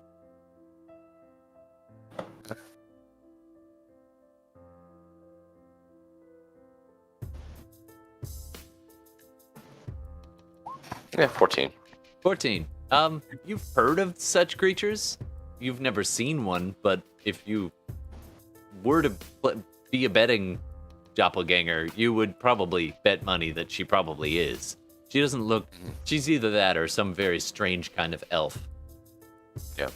Well, Vostlo is going to keep his distance, stay hidden, and observe how they interact with this woman, and see if an opportunity arises for him. Okay. So you just kind of stand near this kind of big tree nearby, just kind of taking shelter behind on the map. You can kind of see it's giving you good cover from the people who you're tracking. All right, so you kind of keep an eye out. Everybody else, I believe Hilda, Tillman, and Isolde are now approaching the tree, and Kato and Gex are staying back. Mm-hmm. Okay. Yeah. All right. So you guys approach and kind of feet crunching on the moss, and after a little while, you see this woman kind of twirling her hair, like getting the worst of the water out and kind of enjoying the sun, and all of a sudden, there's a little snap of a branch, and she freezes and turns her head and kind of looks over, and you're not making an attempt to be stealthy, so she sees you, and she ducks behind the trunk of the tree and kind of looks over at all of you. She's probably about 10 feet up in the tree right now. Okay. I will, avert my gaze, so I'm not sure if druids, dryads have, like that shyness about their body, but like obviously I'm gonna be like, sorry, ma'am, we're just adventurers in this area and wanted to know if this lake is available for us to swim in.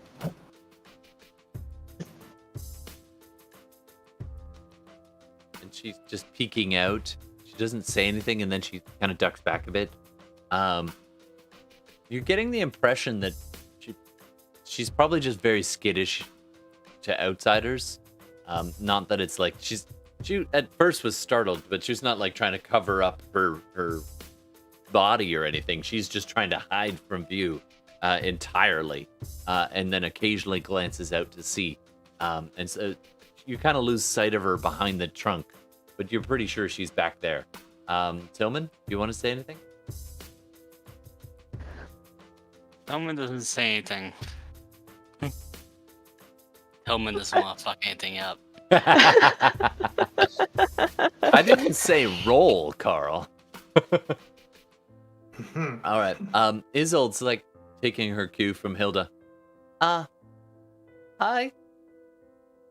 Never seen whatever you are before. We're gonna... Should I tell her? Why we're here? On the down low. Okay. We're just passing through. So we're really dirty. So we'd like a bath. In your nice little stagnant pond here.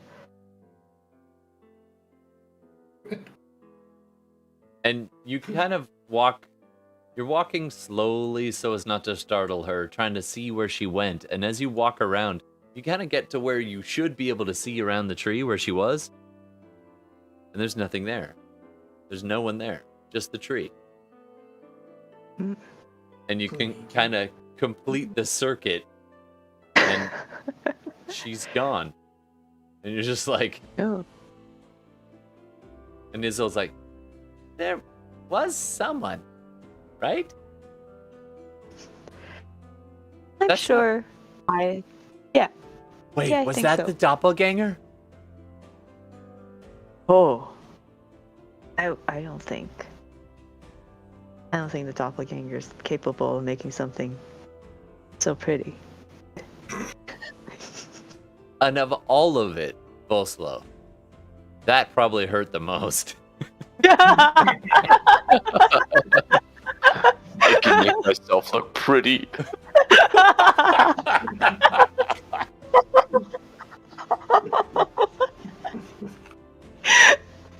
Sorry.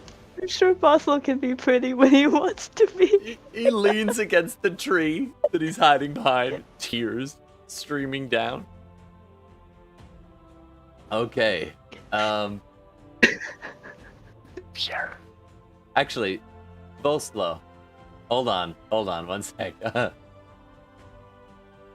that's not gonna do it. All right. Yeah. It just appears that this person, whoever she was, seems to be gone, and you're hanging out near this lake. The water looks nice and inviting, and you kind of get a pretty close look to it, and it's weird because it looks like it's not that big. It's probably only about maybe 40-50 feet across, and it's not a circle exactly. It's kind of an irregular shape, but when you get this close and you look, you're expecting kind of a stagnant pond, and you look at it, and it's just deep black water. And you kind of look near the shore expecting it to trail in slowly, and there's maybe about a foot around the edge, and then it just drops and into black, deep black water. Oh boy. All right, what do you want to do?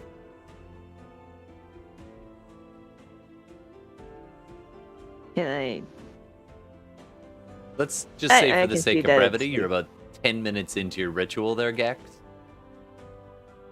Okay. So I say I'm gonna take a dip, go for a swim, see how that goes. I'll go beside her.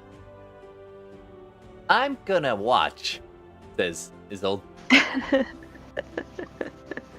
So she kind of post-ups near the edge, and the two of you approach the deep black water, and it's almost like a borehole straight down. All right, you kind of get ready yourself, all right, let's get an athletics check or a perception if you're taking a look into the water. Are you gonna leap or are you gonna look? Ooh, maybe look first.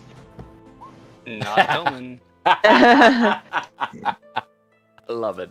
18 on athletics. Tillman's just Ooh. like, Hilda's sneaking a peek over the edge, and Tillman's just like, Just cannonballs over her. Yeah. And it just, first thing you notice is you were kind of expecting this to be a shallow pond. This is an incredibly deep gorge of water. And when you hit it, it is cold. It's like glacier cold. It's not solid, obviously, but you hit the water and you're just like, oh, it's refreshing. You dive in.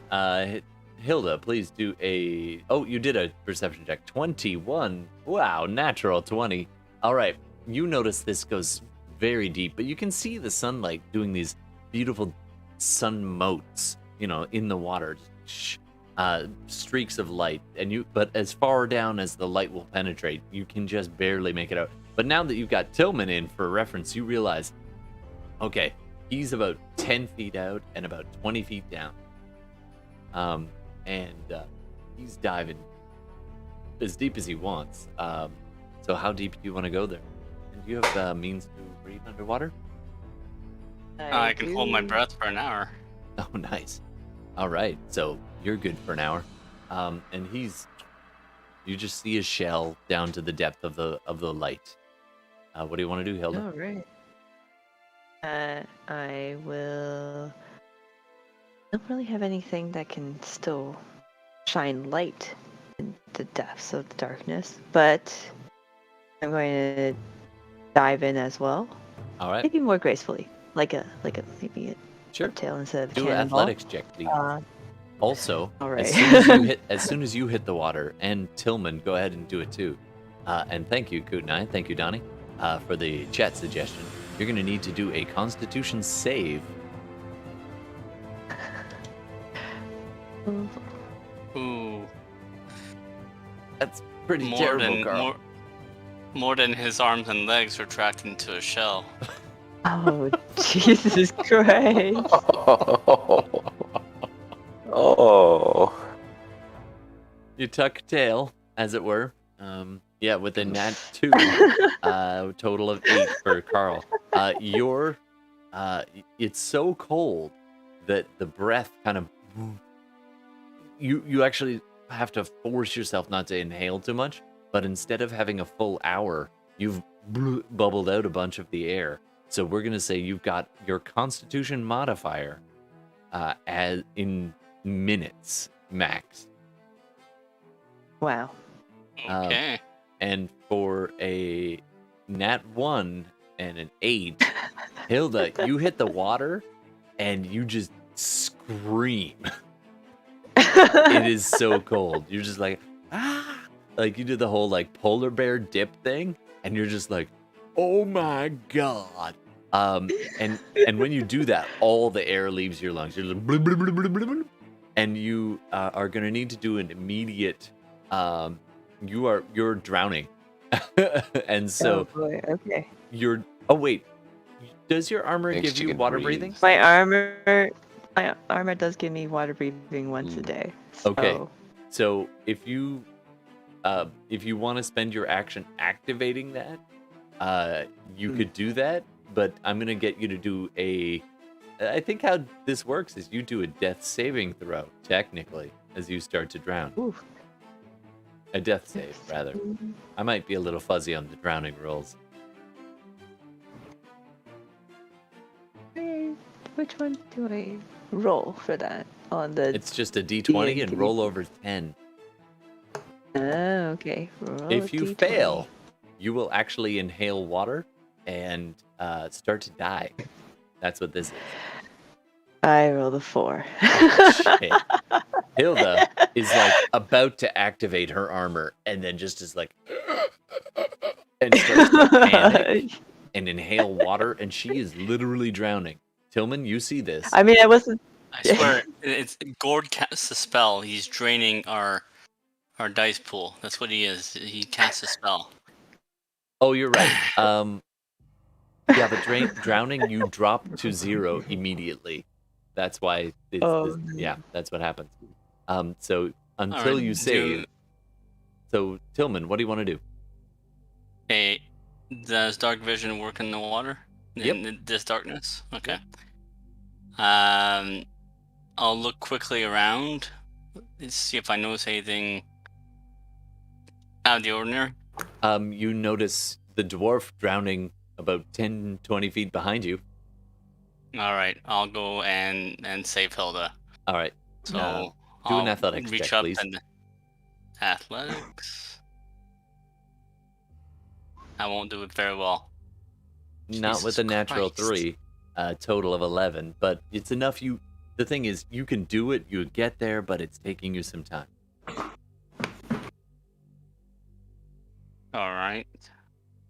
How much time? Like Basically, or... it's going to take most of your movement to get there, and you're going to be able to start you're about 10 feet below the surface, Hilda, so you'll get to her this round, and then you'll begin to bring her up, but she will have to do another death save.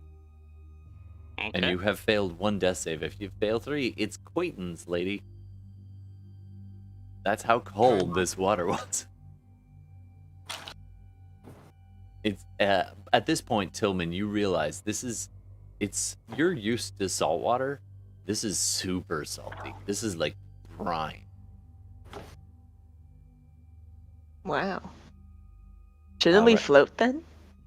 Well, yeah, actually, you'll do athletics with advantage. There you go. Roll it again there, because of scientist over here. Because of science. Because of science. Because science. 19. Oh. The anti-drowning of science. All right, so Tillman, you managed to, you realize, okay, you keep whatever breath you managed to keep in your body. You paddle towards her, and it's making you more buoyant, both of you, as you're both kind of slowly going up towards the surface. Tillman, you grab her and drag her up to the surface. Hilda, do one more death save for me, just a d20. Okay, And can I Isolde- do? Can I cast Spare the Dying? Yeah, you can if you want.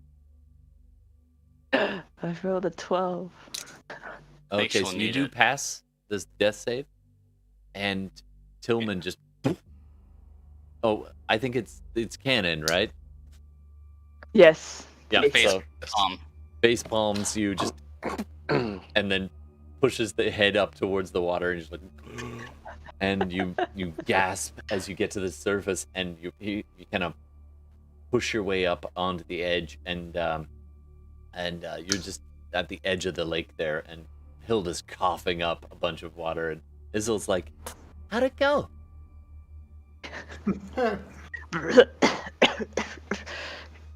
Loud coughing, vomiting of water. Yeah, Going it on. was not great.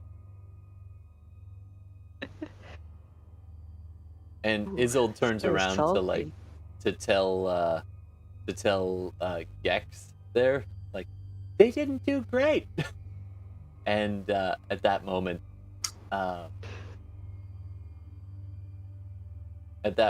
when Isolde turns around, that green woman is standing like right behind Isolde, like right there, Oh. like right in her face. It had been sneaking up behind her.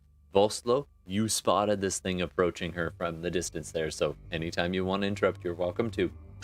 As she's standing right over Isolde, Isolde turns around to be like, "Gex, they're okay." She's like, "Whoa!"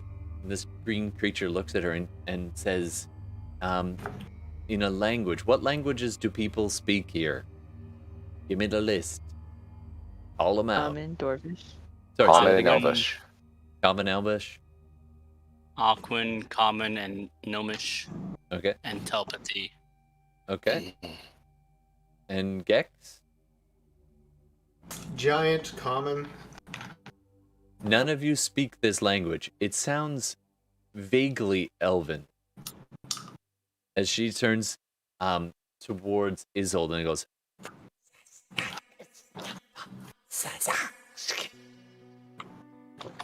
Can I read her thoughts to understand what she's doing, or at all? Or? yeah, go ahead and do insight check. You don't get words, but you get a intent and visuals.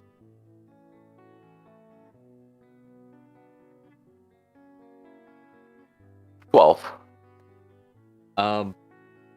You get that she is very unhappy, and you manage to work out the word intruder. Oh no. I'll continue just watching the scene play out. That's what you get. That's what you get when You You- when you don't want Vostlo's help. Yep. All right. All right. Vostlo Isolde can help and looking- turn into pretty things all day long. All right. I'm gonna say she reaches out. The green creature reaches towards Isolde, and Isolde's just like, look, we didn't. And she just reaches out and just suddenly plants her finger, almost like vicious thrust of her finger into Isolde's hand, and she goes, ah!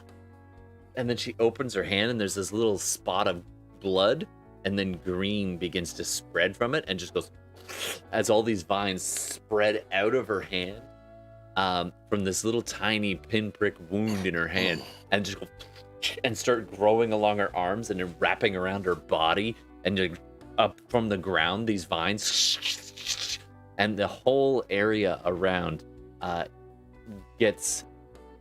begins to grow all these thick green vines. So 5, 10, 15, 20. Hilda and Tillman, you are just on the edge of this. You're right on the edge of the water as well. And so if you stay on the edge of the water, it's going to get you too, as they 20-foot thick square vines start just entangling everything in that vicinity. And Isolde is quickly just bound up in this. It's like in just a few seconds, you can almost not even see her as the vines start wrapping up around her face and everything.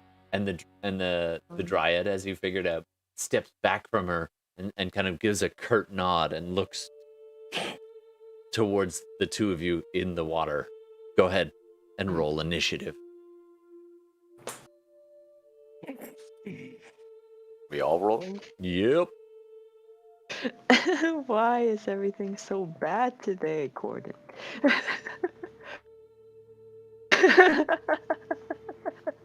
Hey, I'm giving myself a vigilant blessing and advantage on initiative. All right. Here you go. Nat 20. Ooh. That's Or where 19. you've been hiding those. For a total of 19. All right. A nat 20, but you get a 19. Exactly. And it wasn't even a charisma. All right. Call them out for me, will you? Gex, 5. what'd you get? I also rolled a nat 20 for a 23. All right. Tillman That's how it should work. is a 9. I'll start a new one. So 23 for Gex. 5 for Hilda. 9 for Vostlo. 9 for Vostlo. Okay. What'd you get there, Tillman? Sorry. Oh, 19. 19. As good as it Nat gets? 20. Dude, you Yeah. are quick on the draw. All right, give me 1 second here.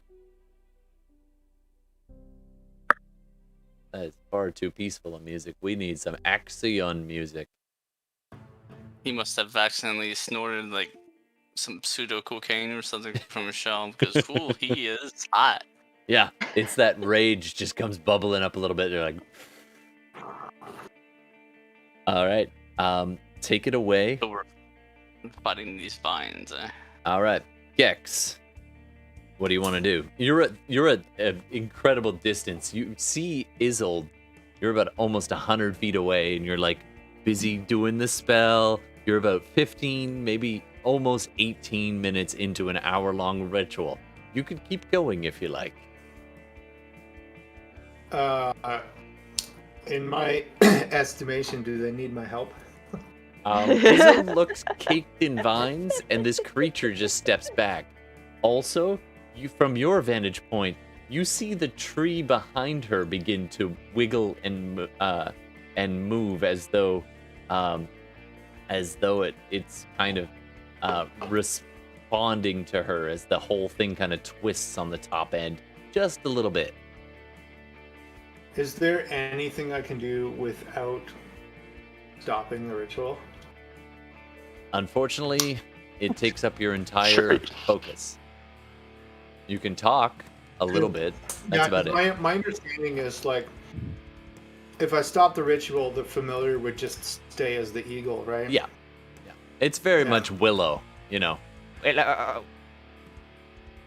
Okay, so I'm gonna leave it and go to the green lady and approach her.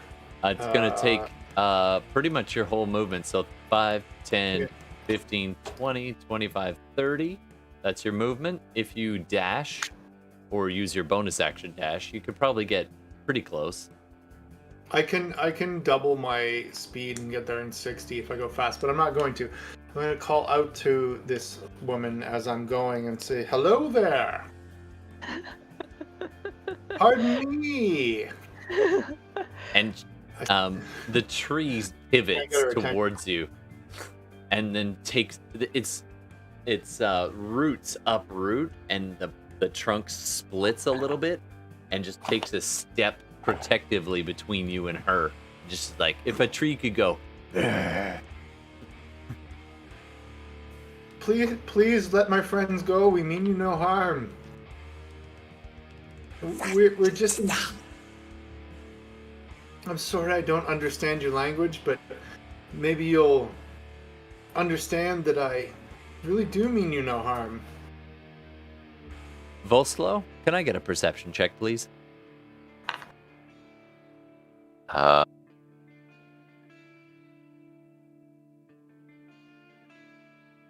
She doesn't seem to reply, but she does look at you over the corner of her eye, and then she kind of tilts her head and says something in that other language. Then she looks back towards 23. Tillman and Hilda. 23, nice. Yeah. We'll get to what you see in just 1 second. All right, Tillman. Is there anything else, Gex? She doesn't seem to be replying, and the tree between you and her is a good, 30, 40-foot tree, so it's not small. I'm just gonna keep coming forward with my hands up, So you're going to spend your action to just move a little closer? being as non-threatening as possible.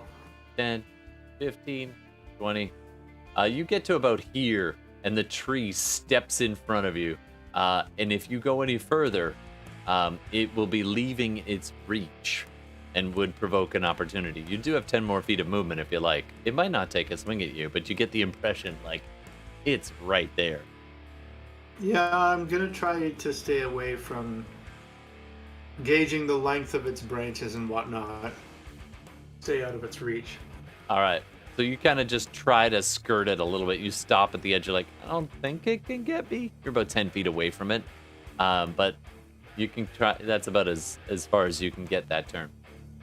Then I'll slow down and kind of hey, keep trying to get attention of the Dryad.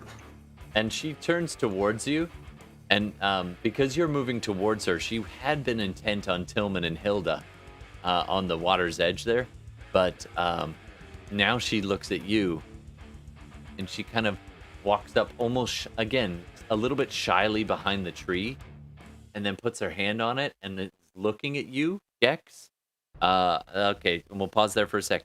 Tillman, what do you want to do? You're on the water's edge. You can see the vines growing towards you. If you stay where you are, you will get entangled in just a moment. But you are technically right on the outer edge of that. If you go back and push your way out in the water, you don't need to get caught up. Hey, Darcy. Can I make it here on my move? Or? Oh yeah, no problem. If I'm dragging... Oh, you're gonna drag her? Yeah, you can. Yeah, you pull her along. Your movement's halved because you're doing that, but 5, 10, 15, let's say. Using the kitty corners, you can get to the far shore and push her up on the far shore if you like. All right, and now you're kind of going back. Looking? Sorry, 1 sec. You're going back in the deeper water a little bit. You kind of skirt over it, and that radiating cold hits you again. I'm gonna get you to do another Constitution saving throw, please. Both you and Hilda. Oof. 9? Yeah. This time it's you who are as you're paddling through, and your limbs just instinctively retreat, and you start to sink down. You're just trying to push Hilda above, and your feet just feel like numb blocks, and your legs just don't move the way they should, and you start to sink below, and you're just holding her above the surface. But you, sir, are going to start having to make saves in just a moment. What else do you want to do? You do technically have a bonus. Though, right? With that save, unfortunately, no. It's going to be a death saves type situation. All right. But you do technically have an action and a bonus action left. I don't have any arms. Well, you do have arms, technically. It's just your limbs are so cold. There's a sudden... It's almost like a pulse of cold as you go over a deeper section. You're just So you do still have an action and a move, and you do have your arms and technically your legs. But after this, you're going to sink beneath the water. Okay, can I... This is actually more like a... You're right, Darcy. The turtles can hold their breath. And even Hilda, if she concentrates for an action, she can get water breathing. But the water is so cold, you can blame Donnie. It is so cold that it's causing people to exhale, and then the next gasp, they'll be breathing in the water. So he's at that instant where the water is so cold that he's exhaled all of his available air. So you're right on the edge of the water. What do you want to do? I am blaming Danya, and I hope that Tillman haunts his dream at night. The death of Tillman is on your hand. Yeah, How man. is Hilda Fishies. already... Is Hilda over the ridge or over the? She's right on the edge. ledge? You could push her up on the water if you want for your action. Out of the water if you want for your action. I'd even let. If I Yeah, go ahead. if I What do you keep want? if I keep a hand on her, can I use my action and remaining strength to get myself on the edge and just hold on to her? Sure. Yep. So you're gonna spend the What do you want me to action roll? pulling yourself up on the edge. I'm gonna count that as basically a dash action. So you drag the both of you out of the water. But because you're dragging her and you're at half movement already, I'm gonna say you just get up on the land, and as soon as you're exposed to the air, the briny crystals on the water, the water on you, the brine doesn't freeze. It's vapor in the moist air, and this. You can see now the steam coming off the lake isn't fog so much as like really, really cold. And it begins to make this ice crust over you as you're both like huddled on the shore shivering. But you've managed to push both of you out of the water as your action. You do have a bonus technically. I don't have much I can do as my bonus except for rage, and I don't want rage right now. That's fair. Teeth chattering. Hold on, but I can do healing word. Ooh, yeah, you can. So I'll do healing word on Hilda. All right. Oh boy. That's okay. So Hilda, but go ahead and make that roll there. Ooh, 4 points. 4. Man, what's with you on ones tonight? Yep. So Hilda, you were at 0, and now you're at 4 hit points. Oh wow.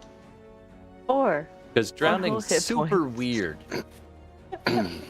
All right. Okay. You know what? Okay.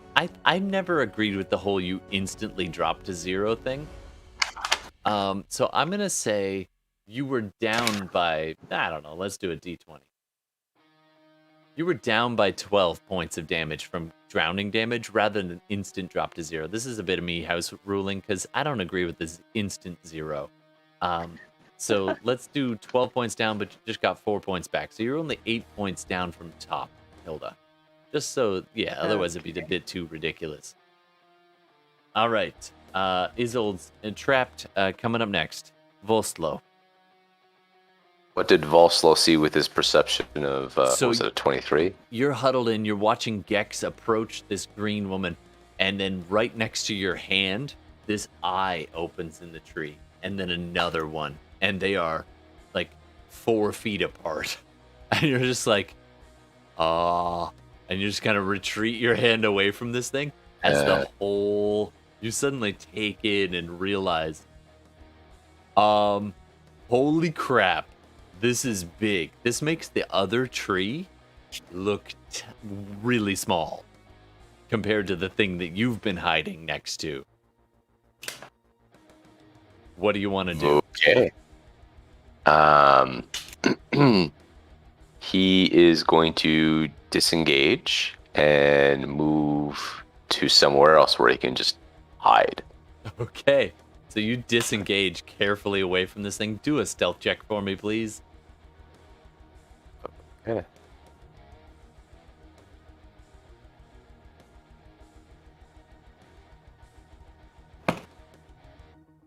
Oof, 14. Not great. Oh, so you go scrambling backwards and you trip on one of the roots and hit the ground. Yep.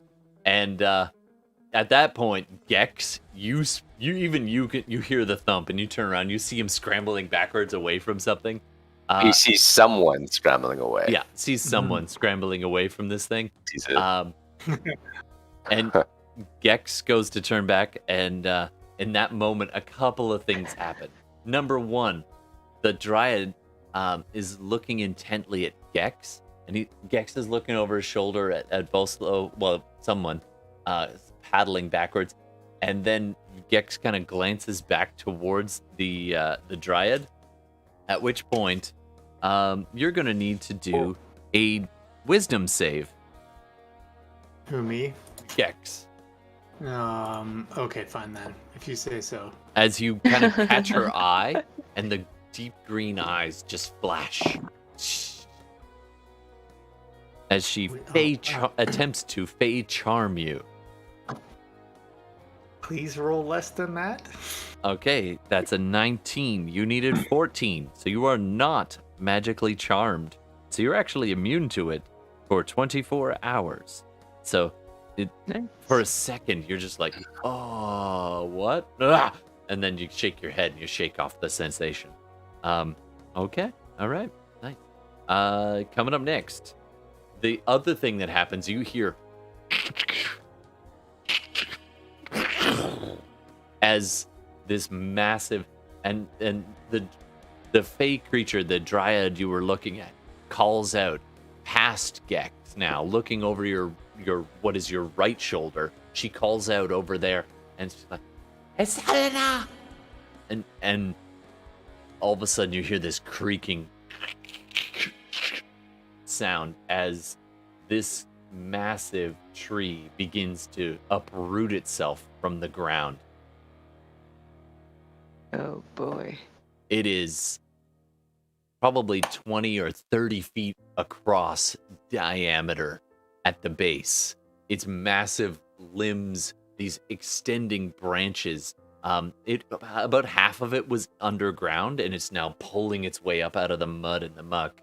It is this incredibly massive creature, and it opens its mouth, and it's got this brilliant orange glow of magic, flickers to light in its eyes, almost like a pinkish, reddish glow. It's almost got like a crown of branches sticking up and jutting off of its head as this massive, even bigger than a tree ant, pulls its way out of the dirt. And it just...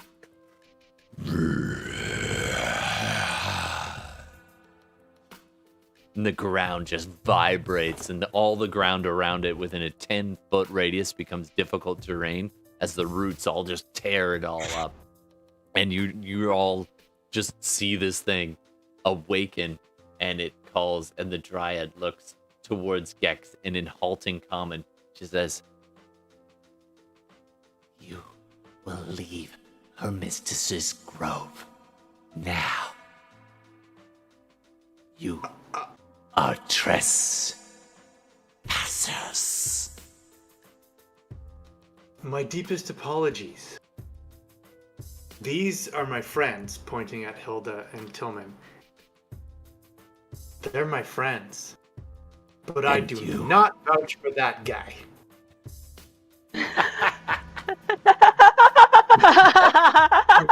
And then she looks towards them, and they're all half ice encrusted over there, and she looks over to Isolde, and she's like,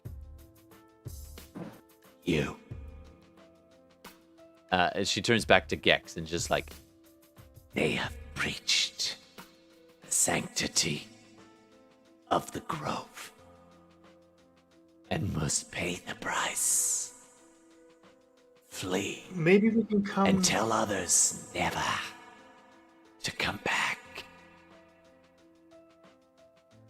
Come to some agreement. If you let them go, we'll back off. I'll back off. And maybe That's we can 6 have seconds. As you're just like, and this monstrous, massive creature just, and it starts to, it doesn't seem interested in Vostlo at the moment, as it pivots and starts walking towards Hilda and Tillman, and kind of almost sideswipes Gex in the process. These long, moss-trailing limbs as it moves forward. You Why seem is his to have hand woken already bloody? Okay. So, Whose turn is it now? well, normally it would be Hilda's turn right now, as you're like teeth chattering, and on the shore with Tillman. Hilda, what do you want to do? What can I do? Really, if I'm so cold right now. You're just gonna. I'm gonna shiver. I'm I'm gonna shiver. That's what your body does when it's trying to generate heat, right? I am going to. Let's see. Is there anything I can do? Fuck. I am going to It's moving try closer. to reach. I'm going to reach a hand into my sack and grab one of the bottles that Tillman gave me All right. and offer it up to Tillman. All right. I need you to do roll any dice, evens or odds. Oh. Me or her? I'll let you two fight over that. I think Alright, Hilda so- gets to roll. 'Cause I'm I've the one that- decided, and I'm only gonna share with the online people whether it's evens or odds is the not so great thing. Okay. This is the benefit of players not seeing that particular camera. This is 17. So that's an odd. So it's an odd. All right. So Hilda passes you a potion. You want it? Can I do a check to see if I recognize it? You're like, sick. Trying to hold it up. Sure, why not? Perception check with, yeah, we'll just straight perception. Oh, you're perceiving That is a Whoa. 19. You look at this thing, you see these little motes, little sparkles, floating the pinkish liquid of the vial that she's holding out towards you, and you're just like, yeah, man, those look like good little fishies swimming in the water. Those are happy fish.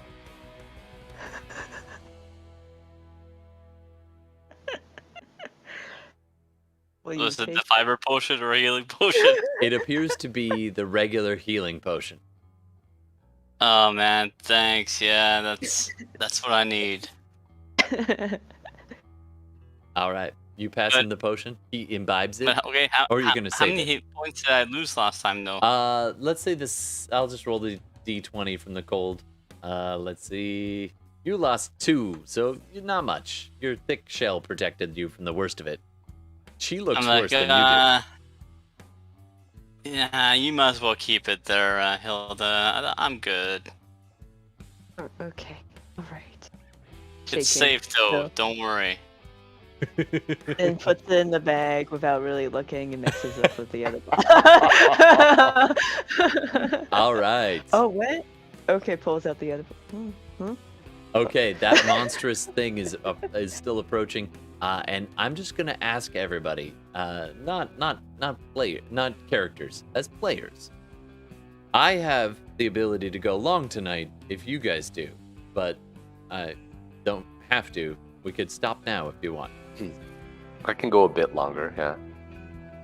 Yeah, maybe 10 minutes for me, but that's it. Well, depending on how this goes, it's probably going to be either a heck of a convincing or a heck of a fight. So, if it's 10 minutes, I think we should probably pause here and call it a night. Yeah, we can pause. Let's pause. It's That's okay. that seems like a good pause point as this massive tree is just like. Oh, and I have to say this because my son invented this sort of. As you lay there shivering with cold, covered in ice, Isolde just barely visible amongst all the vines, Gex standing right between these two massive things, and they're bearing down on Hilda and Tillman on the edge of this water as this forest, what was it? Forest abomination. A jungle. I'm sorry, Will, if you're watching this later. As this jungle abomination bears down upon you. We're gonna call it and we'll see what happens next week on Dungeons and Dragons. Dun, dun, dun. Done. Oslo's turn next. Yep. I can make myself pretty from I here. Vostlo will either do something or the other thing, but it that will other be thing. pretty. Vostlo will remember you all by Pretty becoming something. you after you have been murdered, and he's hiding in the. All right, thanks, Donnie. Thanks very much, and Darcy and everybody else who drops by, and also listening after the fact. Let's turn to the audience first, but also the players. What should we name tonight's episode? What do you think? What's a good title for tonight's episode? Oof. I don't know. Oh yeah, I would we will say- have a word from our sponsor in a moment too. Tonight's episode. Stop fucking rolling natural 20s, Gordon.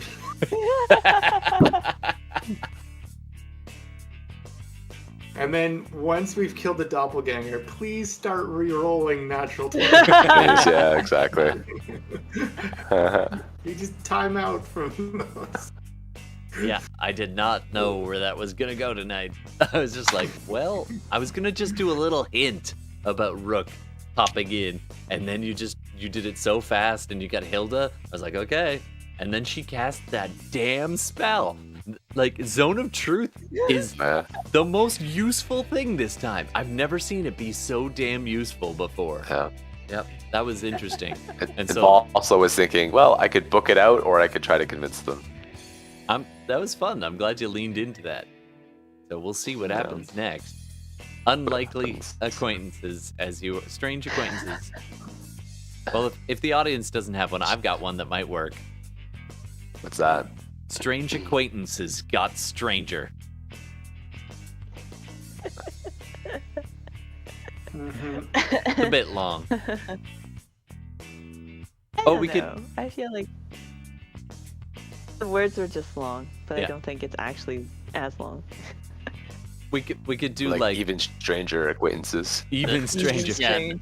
Even stranger acquaintances. Even stranger Yeah, acquaintances. yeah. I like that. Oh, I was thinking like got stranger, but that Yeah. that could be the old milk ad. We're all too old. There's not as many people that remember that God. Yeah. I'm showing my age now. Either that or like something like truth and lies. Nice. Hmm.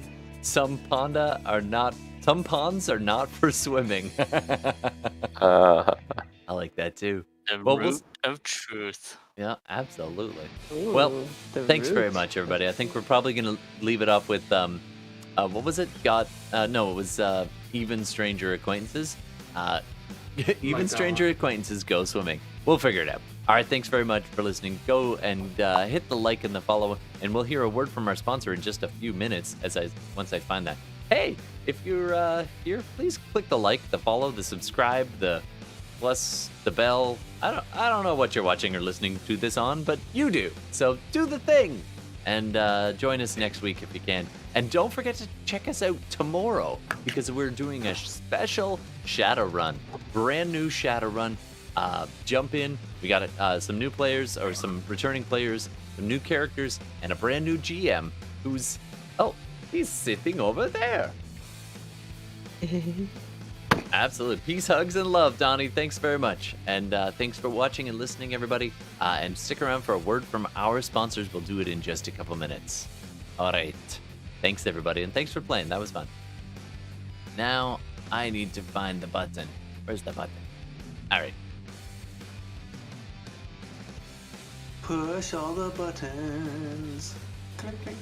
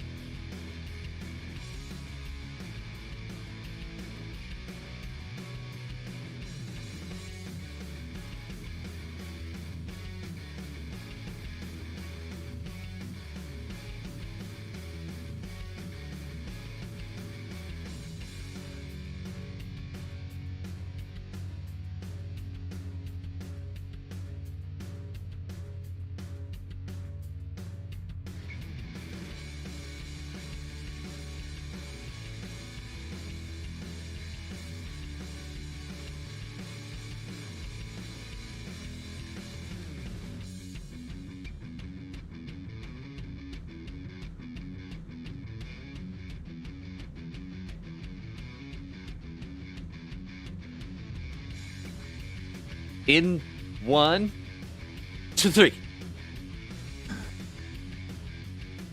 Now a word from our sponsor.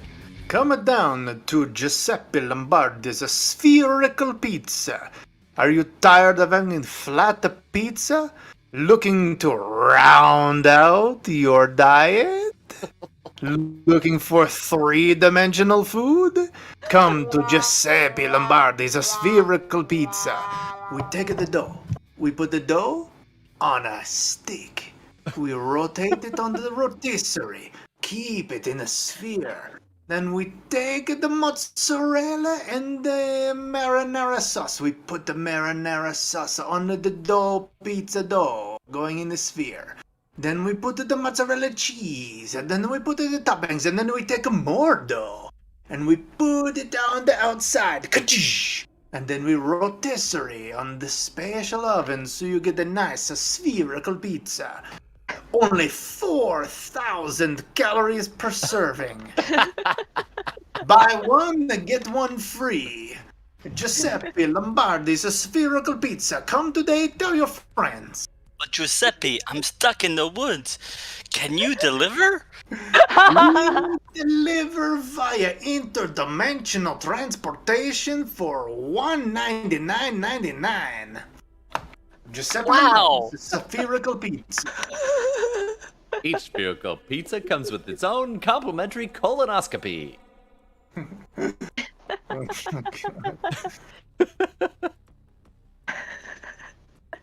It's when you eat it, everything comes out. That was when you were That was the potion. The potion you keep dodging. Seriously. 1 in 6 chance this whole damn time. And you guys keep rolling against. You've been saving all your good luck just to not get the turbo lax. All right. Thanks, everybody. I was telling when we were on the We'll get break. the tree. All right. I think we'll sign out there. Thanks, everybody. We'll see you next. We'll see you tomorrow for a shadow run. And then Tomorrow. some of you. And everybody else, we'll see you next week. Have a good one. Cheers. Yes.